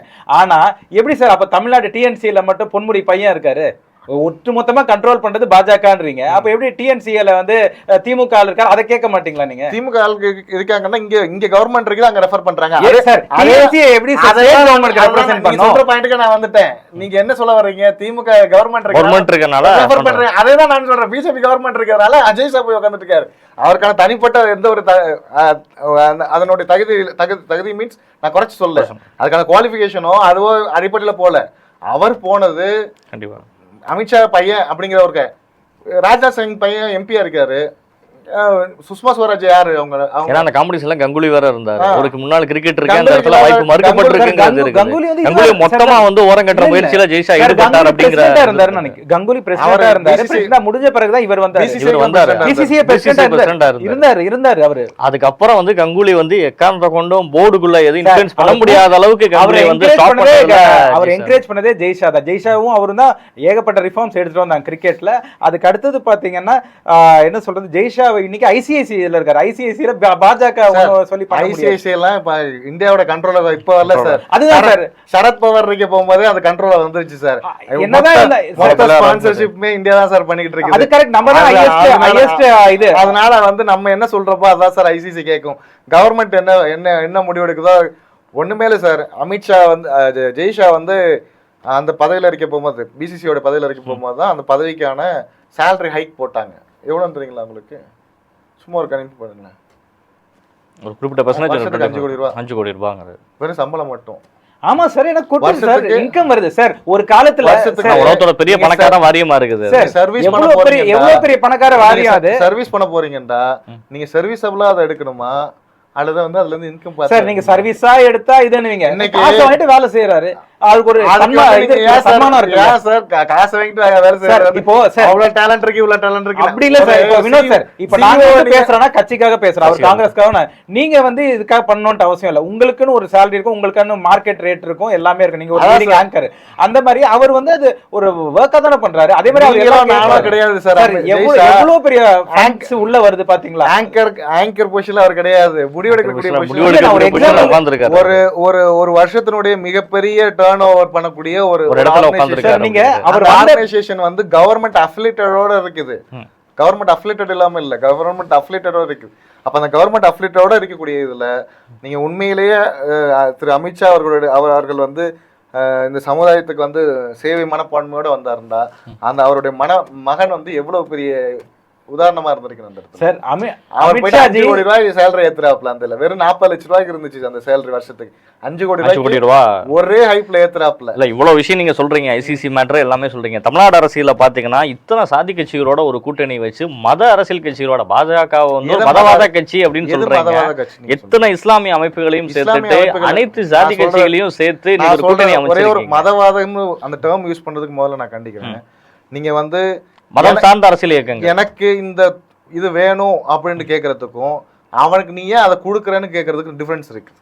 பாஜக செய்யக்கூடியது பிஜேபி முதல்ல சொல்ற விஷயமே அதான் சொல்றாங்க. எங்களை சொல்றீங்க மதவாத கட்சின்னு, ஆனால் உங்களோட இருக்கக்கூடிய கட்சிகள் அப்படின்னு சொல்றாங்க. முஸ்லீம் லீக் எங்கேயாச்சும் பப்ளிக்கா நீங்க வந்து வயலன்ஸா பேசுனதை பாத்திருக்கீங்களா சார்? இல்ல மனித மக்கள் கட்சி வயலன்ஸா பேசுனதை பாத்திருக்கீங்களா? நான் எத்தனை பிஜேபி இந்த கல்யாண ரமன் ஒருத்தர் ஒரு கட்சியில தான் இருக்கிறாப்புல. எஸ்டிபி நிறைய இடங்களை பேசியிருக்காங்க. கல்யாண ராமன் எங்க வந்து இந்து மதங்களை புண்படுத்துற மாதிரி பேசினாப்ல சார். திருமாவளவன் அவர்கள் பேசலையா? ஸ்டாலின் அவர்கள் கல்யாணத்துல பேசலையா? என்ன பேசினாரு சார்? என்ன சார் பேசல? கோபுரங்கள்லாம் பார்த்தா வந்து சொல்றது நீங்க மதவாத கட்சின்னு சொல்றதுக்கான நான் இப்ப சொல்றேன். மதவாத கட்சின்னு சொல்ற விஷயத்துல எஸ்டிபி எங்க பேசியிருக்குது, மத்த கட்சிகள் எங்க பேசியிருக்கு? ஒரே ஒரு எக்ஸாம்பிள் சொல்றேன் சார், ஒரே ஒரு எக்ஸாம்பிள் சொல்றேன். இதே உடுமலைப்பேட்டையில கல்யாண ராமன் பேசுறாப்ல. நாங்கள் பெரிதும் மதிக்கக்கூடிய எங்களுடைய நபிகளாரை பத்தி அவங்களுடைய குடும்பத்தை பத்தி மிக கொச்சையா பேசுறாப்ல, ரொம்ப கேவலமா பேசுறாப்ல. பிஜேபி ஒரு கண்டனம் வரல. ஏன் வரல? உங்க கட்சிக்காரரு அந்த டைத்துல அண்ணாமலை பிரசிடென்டா இருக்காரு சார். அப்படி பார்த்தா எல்லா இதுக்கும் தான் பிரச்சனை. இப்ப திமுக ஆட்சியில் பார்த்தா 166 கோவில் இருக்காங்க, அதுக்கு எந்த வாய்ஸும் வரல. இன்னைக்கு நான் ஃபுட்டேஜ் எடுத்து காமிக்கிறேன் சார். பீகார்லயும் குஜராத்லயும் ரோட் எக்ஸ்பென்ஷன்ஸ்க்கு எத்தனை ரோட் எக்ஸ்பென்ஷன் பண்ணலாம். நான் தப்பா சொல்ல சார் பிரதர். நானும் இப்ப பாத்தீங்கன்னா ரம்ஜான் பக்கத்து வீடு இஸ்லாமிய சகோதரர்கள் தான். அவங்கள நான் ரோட் எக்ஸ்பென்ஷன் இடிச்சா தப்பு இல்ல, அது சர்ச் மட்டும் ஏன் இடி வாங்க மாட்டேங்குது? இது ஆக மாட்டேங்குது. தனிப்பட்ட ஸ்ரீனிவாச சொல்லல, பிஜேபியோட மேல பிரச்சனையே கிடையாது. அவர் சொல்றது வந்து பாஜக. நான் இப்ப வைக்கக்கூடிய கேள்விகளும் சீனிவாசன் நோக்கி கிடையாது. இல்ல எனக்கு பாஜகன்றது சார், பாஜகன்றது அதான் சொல்றேன். நாங்க இது நோன்பு வைக்கிறோம் இல்லையா, நாங்க போறோம், நாங்க பாத்தீங்கன்னா அந்த கேப் போட மாட்டோம். ஏன்னா அவர் எங்க சகோதரர், ஓகேவா? நான் அது போட்டுதான் அவருக்கு ப்ரூவ் பண்ணணும் கிடையாது. நான் ஒரு ஹிந்து. நாங்க வந்து அவர் வந்து ஒரு எங்களுடைய இதுல வந்து கம்பல்ஷன்ங்கிறது கூடவே கூடாதுங்கிறது. உங்க கூட்டணி கட்சி திமுக பண்ணுதா இல்லையா? நாங்க வந்து உங்க கூட கலந்துக்கிறோம். நாங்க உபூதியோ ஏன்னா நீங்க எங்க சகோதரர், நம்ம ஒன்னா வாழ்றோம். இந்தியான்ற ஒரு நாட்டுல நம்ம தேவை ஒரு சைடு கிறிஸ்துமஸ் உங்களுடைய விருப்பங்க. இப்ப 2014 வந்து பிரைம் மினிஸ்டர் வந்து பதவியேற்க போகும்போது, மோடி அவர்கள் பதவியேற்கும் போது சில காலங்கள் அவர் வந்து எந்த இஸ்லாமிய பண்டிகைக்கும் வாழ்த்து சொல்லலாம். அதுக்கு பின்னாடி அவர் மாறி வாழ்த்து சொல்றாரு. நீங்க வாழ்த்து சொல்லாம இருக்கிறதுக்கு நாங்க எதிர்ப்பு தெரிவிக்கல, வாழ்த்து சொன்னாரா ஆகா ஓகன்னு நாங்க பேசவும் இல்லை. அவருடைய ஸ்டாண்டு, அவருடைய இஷ்டம், அவர் என்ன அவருக்கு என்ன விருப்பம். அதே நிலவ தானே சார் இங்கேயும். ஏன்னா விடுமுறை தினம் நல்வாழ்த்துக்கள், விடுமுறை தினம் சிறப்பு திரைப்படம் போடுறான். அது தீபாவளின்னு போட்டா தப்பாயிடுமா? டெலிவிஷன் போடுறது சார், டெலிவிஷன்ல ஒரு எக்ஸாம்பிள் சொல்றேன். ஒரு வாழ்த்து என்னைக்காவது வந்திருக்கா? அதே மாதிரி விநாயகர் செலை போடுவாங்க, அது இமிடியேட்டா தூக்குவாங்க. இந்த மாதிரி ஒரு கூட்டணி கட்சி என்னோட டைம் லைனை போய் பாருங்க சார், என்னோட டைம் லைனை போய் பாருங்க சார். ஒவ்வொரு இந்துக்கள் பண்டிகைகளுக்கு நான் இன்னைக்கு அதுதான் சொல்ல திருப்பியும் நீங்க நல்லவர் சார். உங்க கட்சி எப்படி பண்ணுதான்னு நான் கட்சி தான் சொல்றேன், காங்கிரஸ் கட்சி. நான் எனக்கு போட போகும்போது எங்களோட மாநிலத்தில் நான் தான் ஐடி விங் பார்த்துக்கிட்டு இருக்கேன். எங்கள் மாநிலத்தில் வரைக்கும் சேர்த்து தான் நான் விஷஸ் போடுறோம். ஒவ்வொரு இன்னைக்கு குட் ஃப்ரைடேக்கு விஷ் பண்ணிருக்கோம், ஒவ்வொரு தீபாவளிக்கும் விஷ் பண்றோம். தீபாவளிக்கு நாங்க வந்து நீங்க திருப்பரங்குன்றம் என்ன சார் சொல்றீங்க? அதான் நான் கேட்கறேன் சார். திருப்பரங்குன்றம் இஷ்யூல நாங்க கேட்கறது ஒரே ஒரு கேள்விதான். நீங்க கோர்ட்டோடைய தீர்ப்பை மதிக்கிறதா, எல்லா கோர்ட்டோட தீர்ப்பு நீங்க மதிக்கணும்ல. சரி, இந்த சபரிமலை மேட்டரை விட்டுருங்க சார். சபரிமலை மேட்டர் பில்கிஸ் பானுன்னு ஒரு பொண்ணு சார், குஜராத் நடந்த சம்பவம். அந்த அந்த அந்த கோர்ட்ல என்ன ரீசன் சொல்லி அவங்களுக்கு ஜாமீன்ல விட்டாங்க சார்? ஒரு கம்யூனிட்டி பேரை சொல்லி, அந்த கம்யூனிட்டி பேர் நான் மென்ஷன் பண்ண விருப்பப்படல, இவங்க எல்லாம் தப்பு செய்ய மாட்டாங்கன்னு ஒரு முன்முடிவுக்கு வர்றாரு. அந்த டிஎன்ஏ டெஸ்ட்ல இருந்து எல்லா டெஸ்ட்டுமே அவங்களுக்கு எகென்ஸ்டா இருக்குது. அந்த பெண் கிட்டத்தட்ட 13 பேரோ 14 பேரோ ரேப் பண்ணப்பட்ட அந்த பெண்ணுக்கு நீதி. இதுக்கு என்ன சார் பிஜேபி சார்? அதுதான் சார் நான் எப்போ என்ன பிரச்சனை எடுத்து தெரியுமா, அவங்க திமுக அலையன்ஸ், அவங்க திமுக மாதிரியே பேச ஆரம்பிச்சிட்டாங்க காங்கிரஸ். அதுதான் எனக்கு தெரியுது. ஏன்னா நீங்க குஜராத் வரைக்கும் பாருங்க, விளாத்திக்குளம் வாங்க சார், நீங்க வந்து இங்க என்ன நடக்குதுன்னு பாருங்க சார். விளாத்திக்குளத்துல என்னன்னு சொல்லுங்க. யாருமே போலையே சார். யார் போல? யார் சார்? தலைவர் வந்தானே போயிருந்தாருங்க. இல்ல சார், கண்டிப்பா சொல்லணும்ல சார், கண்டிக்கணும். கட்சியில போன கனிமொழி அவர்களே மக்கள் வந்து விரட்டி அடிச்சிருக்காங்க. என்னோட கட்சியில நீங்க கேக்குறீங்க, தலைவர் அப்ப டெல்லியில இருந்தாரு, இந்த இஷ்யூ கேள்விப்பட்டாப்ல. அடுத்த நாள் சென்னை வந்து இறங்குறாரு. சென்னை வந்து இறங்கினோன்னு இங்க வரல. தமிழ்நாடு ஃபுல்லா சட்டம் ஒழுங்கு பிரச்சனை இருக்கு. தமிழ்நாடு ஃபுல்லாமே சட்டம் ஒழுங்கு பிரச்சனை போயிட்டு இருக்குது. எத்தனை கற்பழிப்பு, எத்தனை கொலை, எத்தனை கொலைங்கிறத காங்கிரஸ் எந்த இடத்துல திமுகவிற்கு எதிராக துப்புரவு பணியாளர்களுடைய பிரச்சனையில கூட காங்கிரஸ் சார் அவங்க ரிப்பன் பில்டிங் வாசல்ல போராட்டம் நடக்க போகும்போது முதல்ல போய் நின்ற தலைவர் வந்து செலவு பிறந்த வந்து திருமாவளவன் எல்லாரும் வர்றாங்க சார். அதுக்கப்புறம் போய் எல்லாருமே அமைதியானது அவங்க பேசுறாங்க சார். மறுநாளே அமைதியாயிட்டாங்க. போய் போராட்டத்துல போய் கலந்துக்கிறதுக்கும் காங்கிரஸ் முன்னெடுக்கிறதுக்கும் ஒரு விஷயம் இருக்குல்ல. செல்வ பிறந்தகை அதுக்கு ஆதரவு கொடுக்குறாங்க. காங்கிரஸ் முன்னெடுக்கணும், போராட்டம் பண்றாங்க. நாங்க உண்மையிலே திமுக ஆதரவு வந்தோம். அடுத்த மறுநாளே வந்துட்டு ஒரு விழால போய் கலந்துட்டு அது அப்படியே வந்து முடிஞ்சிருச்சு. இடதுசாரிகள் மீது அந்த குற்றச்சாட்டு வைக்கப்பட்டு அவங்க முடிக்கிறாங்க சார். யார் முடிக்கலையே சார். அதுக்கப்புறம் வந்து சேரு சகதியில இறங்கி போராடிட்டு தானே சார். நான் கேக்குறது 1.5-2 மாசத்துக்கு முன்னாடி வரைக்கும் அந்த பிரச்சனை நடந்துச்சு. காங்கிரஸ் எல்லா இடத்துலயும் வாய் மூடி மௌனம் சாதிச்சுட்டு இருக்குது அப்படிங்கறதான ஒரு விஷயம். நீங்க எல்லா இடங்களையுமே காங்கிரஸ் அமைதியா தான் நின்று திமுகவிற்கு எதிராக காங்கிரஸ் ஒரு ஸ்டேட்மெண்ட் கூட காங்கிரஸ் கட்சியில பிரவீன் சக்கரவர்த்தி, மாணிக் தாகூர் பேசுறதுல 1% கூட செல்வ பிறந்தகை பேசவே இல்லைங்க. என்ன பேசுறாங்கன்னா நாங்க பேசுறது அரசியல் பிரச்சனை சார். பொதுவான பிரச்சனை பேச தொடங்கிட்டாங்க. நான் வந்து மத்த தலைவர்களோட அவங்களை கம்பேர் பண்ணலாம். அவங்க தலைவரோட கேக்குறேன், EVKS இளங்கோன்னு இருக்கும்போது திமுக எப்படி கண்டிச்சு பேசிட்டு இருந்தார்? நான் சொல்ல திமுக ஆட்சி ஒரே ஒரு விஷயம் சொல்றேன், எப்படி இருக்கு இதுக்கு நான் பதில் சொல்றேன் சார். 2024 செயற்குழு கூட்டம் சார், எங்களோட செயற்குழு கூட்டம் சார். அந்த செயற்குழு கூட்டத்தில் வந்து எங்கள் தலைவர் பேசுகிறாப்புல சார். பேச போகும்போது முதல்ல என்ன பேச ஆரம்பிக்கிறாங்கன்னா, எத்தனை நாளைக்கு தானே ஒருத்தவங்களோட தொங்கு சதையாக இருப்போம், நம்மளோட ப்ரூஃபை இந்த வீடியோ இருக்குது சார், இன்னமும் இருக்குது, நம்மளோட ஸ்ட்ரென்த்தை காமிக்கணும், அதுக்கான வேலைகளை நம்ம பார்க்கணுங்கிறது தான் சார் செலவு பண்ண ஸ்டேட்மெண்ட்டு. அது முதல்ல அவர் தலைவர் வந்த கொடுத்த ஸ்டேட்மெண்ட்டு. அதே மேடையில் EVKS இளங்கோவன் அப்படி பண்ணாதீங்கன்னு சொல்லிட்டு சொன்னாப்புல. இன்னைக்கு சுச்சுவேஷனுக்கு நமக்கு டிஎம்கே தான் நமக்கு சப்போர்ட் வேணும்னு சொன்னாப்ல. அவர் டிஎம்கேன்னு கூட மென்ஷன் பண்ணல. அவர் சொன்னது நம்மளோட ஸ்ட்ரென்த்தை காமிக்கணும், அதுக்கு என்ன வேலை, அந்த வேலையை நீங்க போய் பாருங்க அப்படிங்கிறது தான் அவர் சொன்ன விஷயம். இதை விட ஒரு ஓப்பன் ஸ்டேட்மெண்ட் என்ன சார்? அப்போ அதே இளங்கோவன் இறந்த போது நானும் போயிருந்தேன் சார். அவங்க தகுதற்கு சொல்றேன், 2021 நானும் உங்க இதுல இருந்தேன் ஆக்சுவலா. அப்போ அதுக்கு அடுத்து தான் நான் வந்து பாஜக வந்து ஒரு 3 வருஷம் டைம் எடுத்துட்டு அவர் பையனுக்கு நான் தான் ஒர்க் பண்ணேன் ஈரோட்ல. அந்த ஒரு இதுல சொல்றேன், அவர் இறந்துட்டாரு சார். அப்புறம் அப்பா நின்னாரு, EVKS இளங்கோவன் இறந்தாரு. அந்த சீட்டை எதுக்கு சார் போய் திமுக கொடுக்குறீங்க? உங்களுக்கு தானே கவுண்ட். ஒரு விஷயம் சார், நமக்கு இப்ப திருப்பி நம்ம தானே சார் வாங்கி வச்சிருக்கோம். இப்ப வாங்கிருக்கீங்க ஒரு 2 வருஷம் காங்கிரஸ் எலெக்ஷன் ஃபேஸ் பண்ண போறோம் சார். அந்த 1.5 வருஷத்துல திமுக ஒரு கோரிக்கை வைக்குது சார், இந்த தடவை நாங்க நின்றுக்கிறோம், அடுத்த தடவை நாங்க திருப்பி கொடுக்கணும்னு சொல்றோம் சார். இது செலவு பிறந்ததுனால எடுக்கப்பட முடிவு கிடையாது. திமுக மைனாரிட்டியோ இல்ல, செலவு பிறந்ததுனால எடுக்கப்படக்கூடிய முடிவு கிடையாது சார். இந்த முடிவை வந்து அகில இந்திய தலைமை தான் முடிவு எடுக்கணும். இப்போ அவங்களுக்கு கொடுக்குறாங்க, அவங்க அக்செப்ட் பண்றாங்க. சரி, நெக்ஸ்ட் டைம் ஆனால் கம்பல்சரி வாங்கணும் அப்படிங்கிறாங்க. 24 மரியாதையோட நடத்தப்பட்டாரா? எதுல இந்த கூட்டணி பேச்சுவார்த்தையில ஏன் மேலிட பொறுப்பாளர்களையும் மரியாதையோட நடத்தினார்களா திமுக? மரியாதையோட தானே நடத்துனாங்க. நீங்களே சார், சொல்லுங்க. சிரிக்கிறேன் ஆல் இந்தியா லெவல்ல இருந்து வந்து தான் பேசணும்.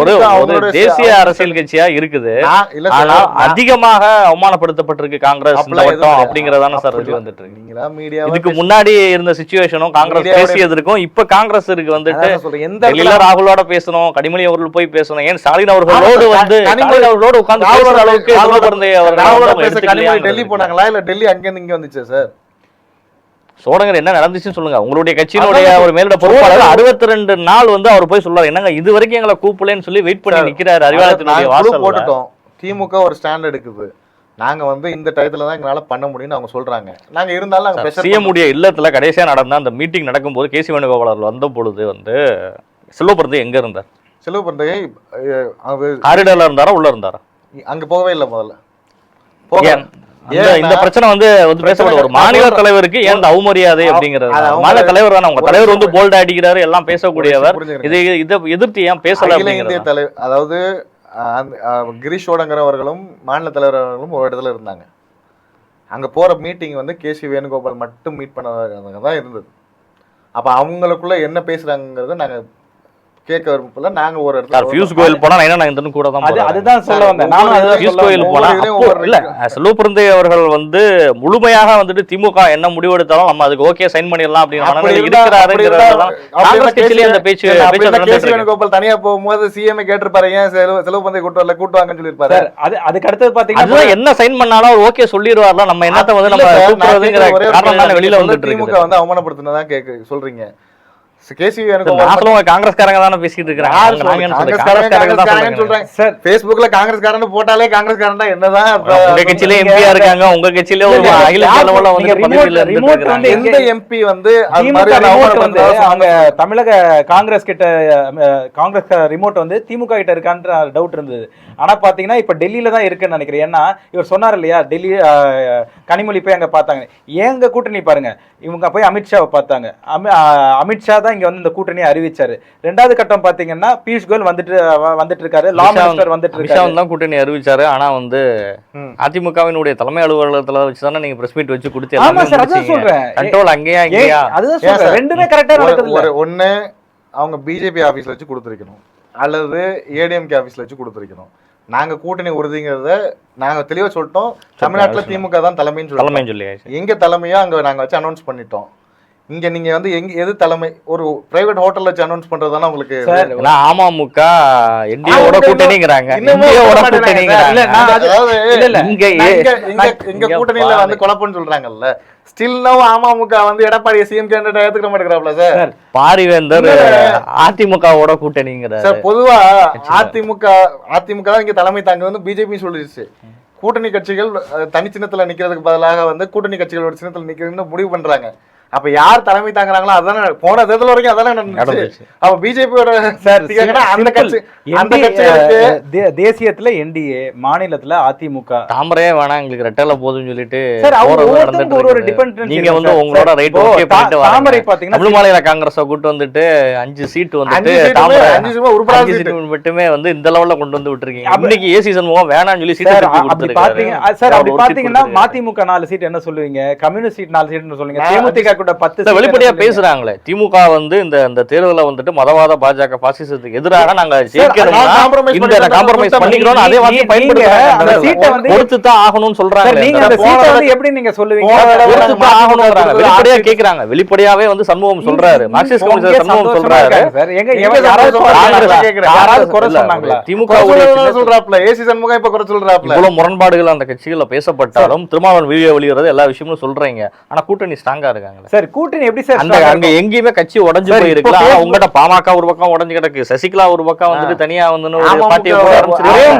கேண்டிடேட்ஸ் ஒரே கட்சிக்குள்ள இவ்வளவு கேண்டிடேட்ஸ் வந்து வெளியே சிம்பிளா சொல்றேன். இப்ப வந்து அதிமுகல பிரச்சனை வந்து ஓபிஎஸ் போய் திமுக சேர்ந்துட்டாரு. இப்ப யாரு அதிமுகனா எடப்பாடி பழனிசாமி பொதுச் செயலாளர். அந்த மாதிரி இப்ப வந்து பிஎம்கேக்கு கோர்ட் சொல்லிருச்சு, மாம்பழ சின்னம் வந்து அன்புமணி நிறுவனர் ராமதாஸ் தானே. அவருக்கான மரியாதை இருக்கு, அவங்க கட்சிக்குள்ள மரியாதைங்கிறது அவர் சொல்லக்கூடிய சொல்லை மதிக்கக்கூடியதுதான் மரியாதை. அவர் என்ன முடிவெடுக்க சார் அப்ப ஏன் சார் நீங்க சேர்த்துக்கல? நாங்க எங்க சேர்த்துக்கிட்டோம்? நாங்க சார் நீங்க தான் சார் சேர்த்துறீங்க. ஜிகே மணி பையனுக்கு நீங்க தான சீட் கொடுத்துருக்கீங்க சார். எங்க கட்சிக்குள்ள வந்து எத்தனையோ பேர் காங்கிரஸ் சீட்டுக்காக வெயிட் பண்ணிட்டு இருக்காங்க. ஒரே வாரத்துல அதுவும் பெண்ணகரம் தொகுதியில் முன்னாடி போட்டிட்டு இருக்கா காங்கிரஸ். நிறைய தடவை போட்டி இருக்காங்க. போட்டி இருக்கோமே. எத்தனை தடவை ஜெயிச்சிருக்கீங்க? 4 தடவை அவங்க ஜெயிச்சிருக்கீங்க. உடனே அப்படிப்பட்ட ஒரு இடத்துல வந்துட்டு ஒருத்தர் வந்திருக்காரு. அப்ப பெண்ணகரத்துல ஆளே இல்லையா? சுந்தர் சிக்கு எதன் அடிப்படையில சார் சுந்தர் சி வந்துட்டு ஒரு கட்சி சார் புதிநீதி கட்சியில எதன் அடிப்படையில சீட்? புதிநீதி கட்சியும் நீங்க வந்து காங்கிரஸ் மாதிரி ஒரு பெரிய இயக்கத்தையும் ஒரு சீட்டு வாங்குற ஒரு கட்சி யாரனாலும் நிப்பாட்டலாம். நாளைக்கு ரஜினிகாந்த் கூட்டு வந்து கூட அவங்க நிப்பாட்டுவாங்க. அது அவங்க கட்சியோட இது. காங்கிரஸ்ங்கிறது ஒரு தேசிய கட்சி, ஒரு தேசிய அரசியல் இயக்கத்துல நீங்க வந்து ஒரு வாரத்துக்கு முன்னாடி வந்து ஒருத்தர் சேர்றாரு கேசி வேணுகோபால் தலைமையில, அவருக்கு கொடுக்குறீங்க. அண்ணாமலை எத்தனை வருஷமா உழைச்சதுக்கு அப்புறம் மாநில தலைவர் பதவி கொடுத்தீங்க சார்? அண்ணாமலை உழைச்சதுக்கும் மாநில தலைவர் பதவி கொடுத்ததுக்கும் நீங்க நேத்து கட்சியில வந்து சேர்ந்ததுக்கு சீட்டு கேட்டு வாங்குறீங்க. ஆனா காங்கிரஸ்ல எத்தனையோ பேர் சீட் கேட்டிருக்காங்க. கொடுக்கப்பட்ட ஒரு கட்சியில அது நான் ஒரு வகையில அது என்னன்னா RSS உடைய பேக்கப்போட வர்றதுனால அது ஒரு ஒரு ஃபண்டமெண்டலோட இருக்கும். அந்த கட்சியில வந்து இவர் சொல்றாருல, கட்சியில உழைச்சவங்களுக்கு தான் கிடைக்கும் முன்னுரிமை கிடைக்கும். ராஜாவை விட வானதி சீனிவாசனை விட நான் சொல்லி முடிச்சிருக்கேன். வானதி சீனிவாசனை விட இவர் பேராசிரியர் ஸ்ரீனிவாசன், ராமசீனிவாசன், பொன் ராதாகிருஷ்ணன் இவங்க எல்லாரையும் கூட ஏற்கனவே இதாயிட்டார், பிரசிடென்ட் ஆயிட்டார். இவங்களுக்கெல்லாம் இல்லாத ஒரு டேலண்ட் வந்த ஒரே வருஷத்துல ஒருத்தருக்கு வந்து வந்து தலைவர் பதவி கொடுக்க போகும்போது மட்டும் நீங்க அதை பத்தி எந்த கிரிட்டிசிசமும் இல்லை. இத்தனைக்கும் முதல்ல அவர் ஜாயின் பண்ண போகும்போது பாரதிய ஜனதா கட்சின்னு அவர் வாயில வந்துச்சா சார்? முதல்ல சார் பாரதிய ஜனதா கட்சின்னு ராகுல் காந்தி இது பேசாததா? எத்தனை இது வாயை தவிர எவ்வளவு விஷயம் பேசிருக்காரு. ரெண்டாவது விஷயம், அவர் சொன்ன 4 பேர் இருக்குல்ல, வானதி மேடம் மகிழாவுடைய ஹெட்டா இருக்காங்க. அதுக்கு அடுத்தது பாத்தீங்கன்னா ராமஸ்ரீனிவாசனுக்கு அவர் கிடைக்கும். எங்க ப்ரொஃபசர், எங்களை உணர்ந்த பேச்சாளர், இருக்காரு, எல்லாருமே தலைவர். ஆனா அதுக்கு ஏத்த பொசிஷன் இருக்குல்ல, மகிழாவிங்கிறது உங்களுக்கு தெரியும். இந்தியாவுடைய மகளிர் எடப்பாடியாரே அப்ரிஷியேட். ஓகே, நான் கேக்குறது இந்த 4 பேருக்கும் இல்லாத அப்படி ஒரு என்ன தகுதி வந்து அண்ணாமலைக்கு இருந்துச்சுன்னு சொல்லிட்டு ஒரு வருஷத்துல கொடுத்து, அப்ப நான் கேள்வி கேட்கலாம்ல. நாங்க பெண்ணகரத்துல வந்து தமிழ் குமரனுக்கு கொடுக்குறோம்னு சொன்னோம்டா, தமிழ் குமரனுக்கு ஒரு வாரத்துல எப்படி கொடுத்தீங்கன்னு நீங்க क्वेश्चन பண்ண போகும்போது பேக்ரவுண்ட்னால क्वेश्चन பண்ணப்படுது சார். பேக்ரவுண்ட்னால क्वेश्चन பண்ணப்படுது. பேக்ரவுண்ட் என்ன பேக்ரவுண்ட்? பாமகல இருந்து வந்தாரு அவரு. பாமகல இருந்து அவர் ரிசைன் ஆகி 3-4 வருஷம் ஆயிடுச்சு. ராமதாஸ் திரும்ப கூப்பிட்டு அவருக்கு இளைஞரணியில வர பதவி கொடுத்தாரு. அதுவும் டக்குன்னு முடியுது. அடுத்து டக்குன்னு இங்க வந்து சேர்றாரு. எல்லாமே அண்ணாமலை அவர்கள் இவங்க சொன்னாங்க இல்லையா, அவரு ரிசைன் பண்ணிட்டு, அவர் பதவி ரிசைன் பண்ணிட்டு வந்து சேர்ந்தாரு. அதே மாதிரி ஒரு கட்சி சார், ஒரு கட்சி சொல்றேன். இப்ப பாத்தீங்கன்னா உதாரணத்துக்கு என் தந்தையே இருக்காரு. அவர் வந்து திமுகல இருந்து பாஜக ஒரு 3 வருஷம் கழிச்சுதான் வந்தாரு. வந்தபோது அங்க பதவி ரிசைன் ஆயிட்டு தான் இங்க வரா மாதிரி இருக்கும். தமிழ் குமரன் பாத்தீங்கன்னா 2 நாள் முன்னாடி 3 நாள் முன்னாடி தான் ராமதாஸ் அவர்கள் அவர் பதவி பறிச்சாரு. அவரை நீக்கிறேன், கட்சியை விட்டு நீக்கிறேன். ஒருத்தர் கட்சியை விட்டு நீக்கிறது முன்னாடி எப்படி சார் சீட் நீக்கிறேன்னு எங்க சொல்லியிருந்தாப்ல முதல்ல? இப்போ ராமதாஸ் அவர்கள் லெட்டர் அறிவிச்சிருக்காருங்க. ராமதாஸ் அவர்கள் லெட்டர் அவர் ஜாயின் பண்ணதுக்கு அப்புறம் வேணா நீக்கிறேன்னு சொல்லிருக்கலாம். அதுக்கு முன்னாடி அதுதான் சொல்றேன். நீங்க ஒரு கட்சியை விட்டு இது வெளியில வந்துட்டு நீங்க சொல்ற ஒரே ஒரு விஷயம் தான். அப்பாவோட எக்ஸ்பீரியன்ஸ்க்கு வேற, அவங்க அப்பாவோட ரொம்ப வருஷமா ஃபாலோ பண்ணிருக்கேன். அவங்க அப்பாவை ஒருத்தர் வந்து ஒரு கட்சியில ஜாயின் பண்ணி IAS ஆஃபீஸர் IPS ஆஃபீஸர் இருந்தாலே அவர் வந்து மாநில தலைவருக்கு தகுதியானவர். 30 வருஷம் 20 வருஷம் வேலை பார்த்தாலும் தகுதி இல்லைன்னு சொல்லக்கூடிய நீங்க முடிவெடுக்க போகும்போது ஒரு வாரமா இருந்தானே, ஒரு மாசமா இருந்தானே, ஒரு வருஷமா இருந்தானே சீட் இவருக்கு கொடுக்கணும். நாங்க யார போட்ட அடுத்தது வந்து 70 வயசு சார்ந்த ஒரு ஆளையும் போடுவோம். 30 வயசு சார்ந்த ஒரு இளைஞரையும். அஸ்ஸாம்ல ஒரு இஷ்யூ போயிட்டு இருக்குது, அதை பத்தி நாம சேர்த்து பேசுவோம். அஸ்ஸாம்ல இப்ப இருக்கக்கூடிய முதல்வர் ஹிமந்த் பிஸ்ரா அவர் வந்து காங்கிரஸ் கட்சியில இருந்து போனவர். அமித்ஷா வந்து இப்ப ஒரு வாரமா 10 நாளைக்கு முன்னாடியே பிரச்சாரத்துக்கு பறிக்க போகும்போது கடந்த 15 வருஷமாக இங்க வந்து சுகாதாரத்துறையில ஊழல் நடந்துகிட்டு இருக்குன்றாப்ல. வருஷம் 150 கோடி லூட் நடந்துகிட்டு இருக்குன்றாப்ல. ஆனா 15 வருஷமா அந்த டிபார்ட்மெண்ட் யார் கண்ட்ரோல் வச்சுட்டு இருந்தான்னு பார்த்தா ஹிமந்த் பிஸ்வா, அவர் இப்ப இருக்கக்கூடிய சிஎம் தான் கண்ட்ரோல் வச்சுட்டு இருக்காரு. சார் அது தெரியாமலே பேசுவாங்க சார். ஊழல்லாம் அவர் மட்டும் ஒருத்தர் பண்றதா? ஒரு டிபார்ட்மெண்டோட மினிஸ்டரா காங்கிரஸ்ல இருந்துட்டு அந்த டிபார்ட்மெண்ட் அதுதான் பாஜக விசாரிக்கப்படும் சார். அப்படி 15 வருஷமா விசாரிச்சுட்டு இருக்கேன். முதல்ல நீங்க விசாரணை கமிஷன் அமைச்சிட்டு எங்களோட முதல்வராக இருந்தாலும் நான் விசாரணை கமிஷன் அமைச்சிருக்கேன், அதுக்கு பதில் சொல்லி ஆகணும். நீங்க தேர்தல் காலத்துல பேசியிருந்தீங்கன்னா அது கரெக்டா இருந்திருக்கும். நீங்க கண்ணை மூட்டி அதுல என்ன சொல்றாரு, காங்கிரஸ் லூட் பண்ணிருச்சுட்டாரு.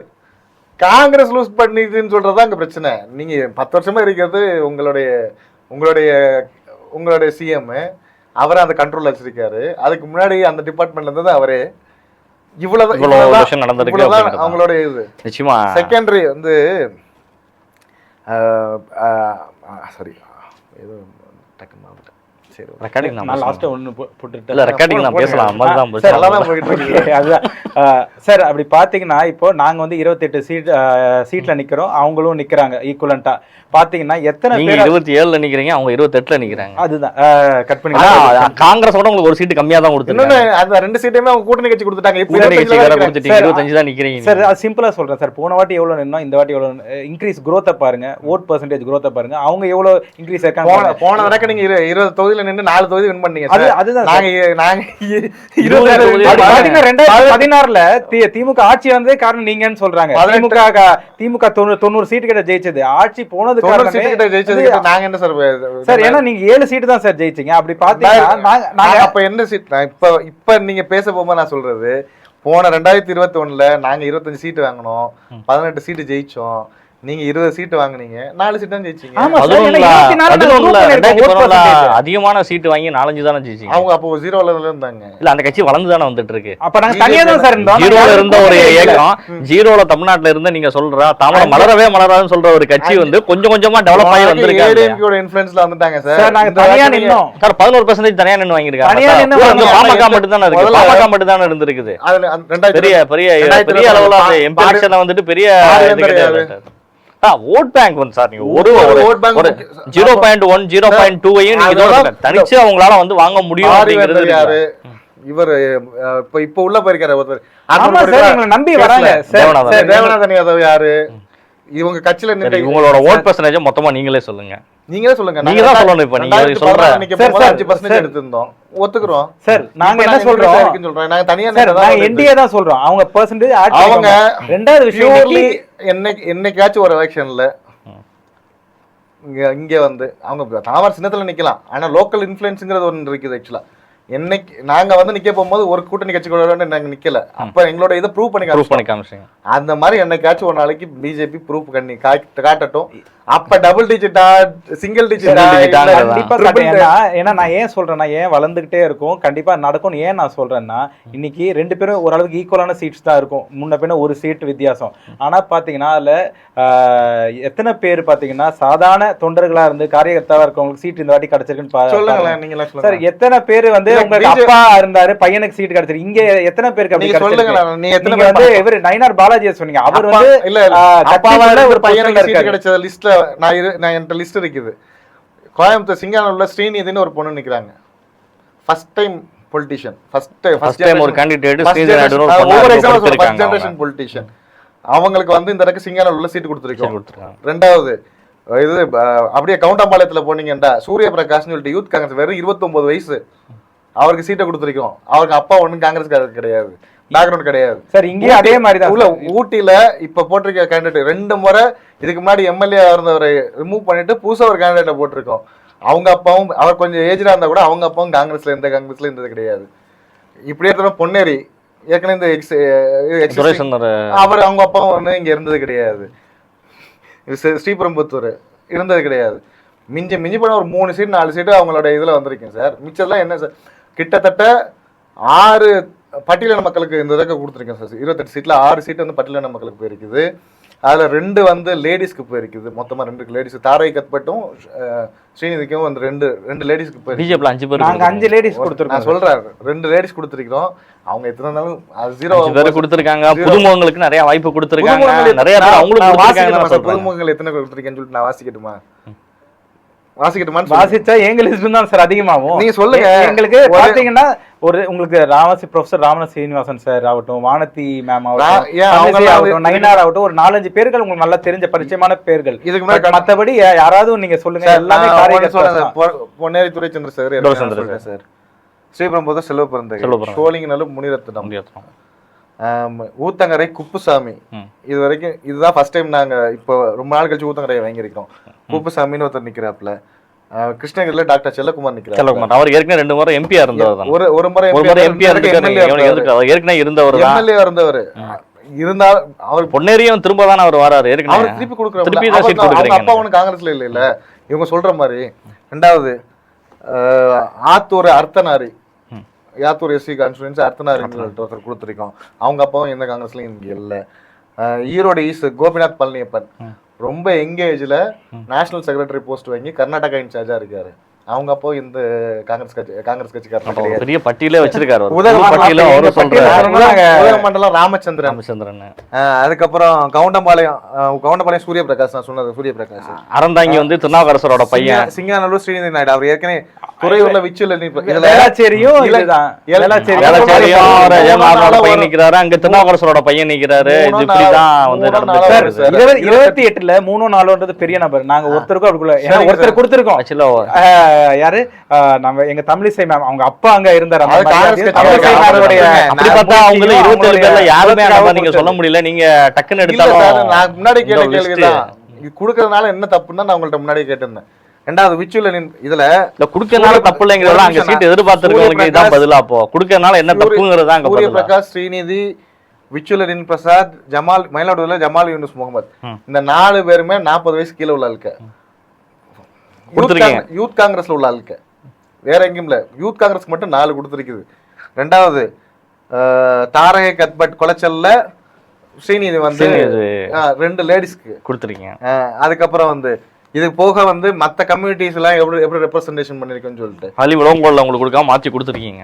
விளவங்கோல்ல அவங்க கொடுக்கல, அவங்கள குளச்சல் கொடுத்துருக்கீங்க. குளச்சலுக்கு தரக கத்பட் கொடுத்துருக்கீங்க. ஆக்சுவலா விளவங்கோட விட அவங்களுக்கான ஃபேவர் வந்து குளச்சல்ல இருக்குன்னு சொல்லி கொடுத்துருக்காங்க. ரெண்டாவது அவர் பிரின்ஸ் அவருக்கு வந்து ஏற்கனவே 3-4 தடவை இருந்தாருன்னு சொல்லிட்டு அவர் வேணாம்னு சொல்லிட்டு மாத்திருக்கிறோம். அப்ப எங்க கேண்டிடேட் பத்தி பேசணும்னா ஆவடி ஆரம்பிச்சு அஸ்வின் ஆரம்பிச்சு நான் சொல்றேன் உங்க கேண்டிடேட் போட்டா எல்லாமே ஃப்ரெஷ்ஷா தான் சார் இருப்பாங்க. ஏன்னு சொன்னோம்னா ரொம்ப வருஷம் கழிச்சு இப்பதான் சார் நீங்க பழைய பூத் பங்களா மாதிரி ஆயிட்டீங்க. எங்களால போட முடியும், உங்களால போட முடியாது. 2021 தான் 4. அதுக்கு முன்னாடி 1990 அந்த டைம்ல காங்கிரஸ் 120 சீட்டு போயிட்டு இருந்த காங்கிரஸ் 200 சீட் வாங்கின காங்கிரஸ் அப்படியே கீழே போய் இன்னைக்கு போனாலும் அவங்க 4ல இருந்து அப்படியே டெவலப் ஆகி போறோம். இல்ல 2 பேரையும் நம்ம கம்பேர் பண்ணி சொல்றதுல வந்து அவங்களும் புதுமுகங்களுக்கு வாய்ப்பு கொடுத்துருக்கீங்க. புதுமுகங்களுக்கு வாய்ப்பு கொடுக்குறாங்க. 2 பக்கமும் கொடுத்துருக்கீங்க. எம்எல்ஏ எக்ஸிஸ்டிங் இருக்காங்க சார். அவங்களுக்கான வாய்ப்புகளும் நம்ம மறக்க கூடாது சார். அப்ப எக்ஸிஸ்டிங்ல 4 எம்எல்ஏஸ் நாங்க ரிமூவ் பண்ணி இந்த வாட்டி பாருங்க யார் அதிகமா ஜெயிக்கிறாங்க. ரெண்டாவது சிம்பிள் எலெக்ஷன் டேட் ரிசல்ட் 4ஆம் தேதி வருது. சாயந்தரம் விஜய் உடைக்க போறது உங்க ஓட்டால உங்க ஓட்டாங்கிறது தான் தெரியல. விஜய்க்கான அதிகமான ஃபாலோவர்ஸ் அதிகமான கிரவுட்ல 2 பேரும் யாரும் ஒரு கவர்ச்சி, அது ஒரு சினி கவர்ச்சி. இது வந்து களத்துல யார் நிக்கிறோமோ அவங்களுக்கு தான் ஊதப்பட்ட ஒரு பிம்பம் அவ்வளவுதான் சொல்லிட்டீங்க. அது ஒரு கவர்ச்சி. அவ்வளவுதான் இங்க எடுபடுறதுக்கான வாய்ப்புகள் இல்ல. ரெண்டாவது ராகுல் காந்தி பேசுவார் விஜய் கிட்ட கூட்டணி மறைமுகமா. இப்ப இல்ல சார், அவர் எப்பவுமே எல்லா ஏன் சார் அங்க இதுல உத்தரகாண்ட்ல ஒரு டிராஜடி நடக்க போகும்போது அங்க உள்ள சிஎம் பிஜேபி சிஎம் அவர் பேசினார் சார். கூட்டணியை பத்தி சொல்றேன். கூட்டணியை பத்தி எங்க பேசினாரு? டிராஜடி நடக்குது. விஜய்க்கும் உதயநிதி பிரச்சனை ஆரம்பிச்சதே ராகுல் காந்தியை 2009ல பார்க்க ஆரம்பிச்சு காவலர்ல இருந்து ஆரம்பிச்ச பிரச்சனை தான் அரசியல் கட்சியா வந்திருக்கு. கரூர்ல ஒரு இன்சிடென்ட் நடந்துச்சு. அதுல வந்து ஒரு கட்டத்துல அவங்க மேலயும் பாதிப்பு இருக்குது. இப்படிங்கிற ஒரு டாக்ஸ் வர போகும்போது அதுக்கு ஒரு தடவை ஆறுதல் சொல்றதுக்கான பேசணும்ல. திமுக விஜய் மேல குற்றச்சாட்டை வச்சிருக்கு. ராகுல் காந்தி விஜய்க்கு ஆறுதல் சொல்லிட்டு இருக்காரு. விஜய் மேல குற்றச்சாட்டை வைக்கிறாங்க, நீங்க இங்க ஆறுதல் சொல்லிட்டு இருக்கீங்கிறப்ப அங்கேயே ஒரு முரண்பாடு ஆரம்பிக்கிறாங்க. அதாவது எங்களுக்குமே அந்த ஆர்கனைசேஷன் பண்ணதுல நிறைய டிஃபரன்ஸ் ஆஃப் ஒப்பீனியன்ஸ் இருக்கு. பட் 41 பேர் அவரை பாக்குறதுக்காண்டி வந்து இறந்து போயிருக்காங்க. அவங்க கட்சிக்காரங்களும் இருக்கிறாங்க. அப்ப நம்ம வந்து அந்த இடத்துல வந்து தேவை எங்களை பொறுத்த வரைக்கும் அது தேவையில்லாத காலம் எடுக்கிறதுக்கு பதிலா நாங்க ஒரு ராகுல் வந்து ஒரு விஷனோட எடுத்திருக்காரு அப்படிங்கறதா தாண்டி அவர் அரசியல் பேசலங்க. அவர் அரசியல் அதுக்குள்ள பேசலங்கிறது அவர் ரொம்ப கிளியர். அவர் கட்சியோட நிகழ்ச்சி நடந்திருக்குங்கிறதுனால தலைவரா பேசியிருக்காரு. எங்களுடைய இன்சார்ஜும் அதுல சொல்லியிருந்தாப்ல. அவர் வந்து வெறும் இந்த டிராஜடிக்கு மட்டும் தான் பேசினாரு. அரசியல் சம்பந்தமாக எதுவும் பேசல. ஆனா ஒன்னையும் லாஸ்டா சொல்றேன், இன்னைக்கு ஒரு கட்சி தாவேக்கான ஒரு கட்சி இவ்வளவு குழப்பம் ஏற்படுத்துதுன்னா அது காரணமே இதுதான், காங்கிரஸ் தான். ஏன் சொல்றேன்னா அன்னைக்கு ராகுல் காந்தி அவர் பார்க்கலன்னா நல்லா இருந்த 2 நண்பர்கள் உதயநிதியும் விஜயும் இன்ன வரைக்கும் ஒன்னா இருந்திருப்பாங்க. பல படங்கள் அவர் ரெட் நடிச்சிருப்பாரு. அந்த ஈகோ கிளாஸ் தான் இன்னைக்கு தாவேக்கான ஒரு கட்சி எல்லாத்தையும் குழப்பம். எந்த ஈகோ கிளாஸ்ல சார் பாமக உடைச்சு, எந்த ஈகோ கிளாஸ்ல அஜித் பவார், எந்த ஈகோ கிளாஸ்ல சிவசேனா உடைச்சு, அதெல்லாம் பசங்க அவங்க ஃபேமிலிக்குள்ள நடந்தது சார். ஃபேமிலிக்குள்ள நடந்தது. ஃபேமிலிக்குள்ள நடந்தது. சிவசேனா என்ன எஸ்எஸ்சி என்ன ஃபேமிலி தான் சொல்றது. அவங்க 2 பேருக்குள்ள நல்ல நட்பு ஊருக்கே தெரியும். அதுதான் சிவசேனால இருந்த உத்தவ் தாக்கரேக்கும் ஷிண்டைக்கு இருந்த நட்பை உடைச்சது யாருன்னு அதனாலதான் ஒரு ஆட்டோ ஓட்டுனவரை இன்னைக்கு வந்து சிஎம்ஆ உட்கார விஜய் வச்சிருக்காங்க. உடஞ்சிச்சு, இங்க வந்து சிவசேனா உடஞ்சிச்சு, அஜித் பவார் உடஞ்சாரு, இப்படி நிறைய விஷயங்கள் பெருசா இருக்குது. போட்டுட்டே நிச்சயமா list பெருசா போட்டுக்கிட்டே போலாம். நம்ம அரசியல் கதைப்போமா நிகழ்ச்சியோட எண்டுக்கு வந்துட்டோம் நம்ம நிச்சயமா. 27 தொகுதியில் உங்களுக்கு கொடுக்கப்பட்டிருக்கு, அவங்களுக்கு ஒரு 28 தொகுதியில் வந்து நிற்கிறாங்க. 2026 சட்டமன்ற தேர்தலுடைய முடிவுகள் வந்துட்டு என்னவாகவும் இருக்கலாம், அது நம்ம உறுதியாக வந்துட்டு சொல்ல முடியாது. இரண்டுமே வந்துட்டு தமிழ்நாட்டினுடைய ஒரு முக்கியமான அரசியல் கட்சிகள், தேசிய அரசியல் கட்சிகள் கூட. உங்களுடைய கட்சியும் சரி, அவருடைய சைட்லையும் சரி, ரெண்டு பேரும் நிறைய வாதங்களை முன் வச்சிருக்கீங்க. நிச்சயமா அவங்களுடைய நேரங்களை ஒதுக்கி வந்து டிஎன்சி தமிழோட அரசியல் கதை போக நிகழ்ச்சியில் நீங்கள் இருவரும் கலந்து கொண்டமைக்கு நன்றி. நன்றி.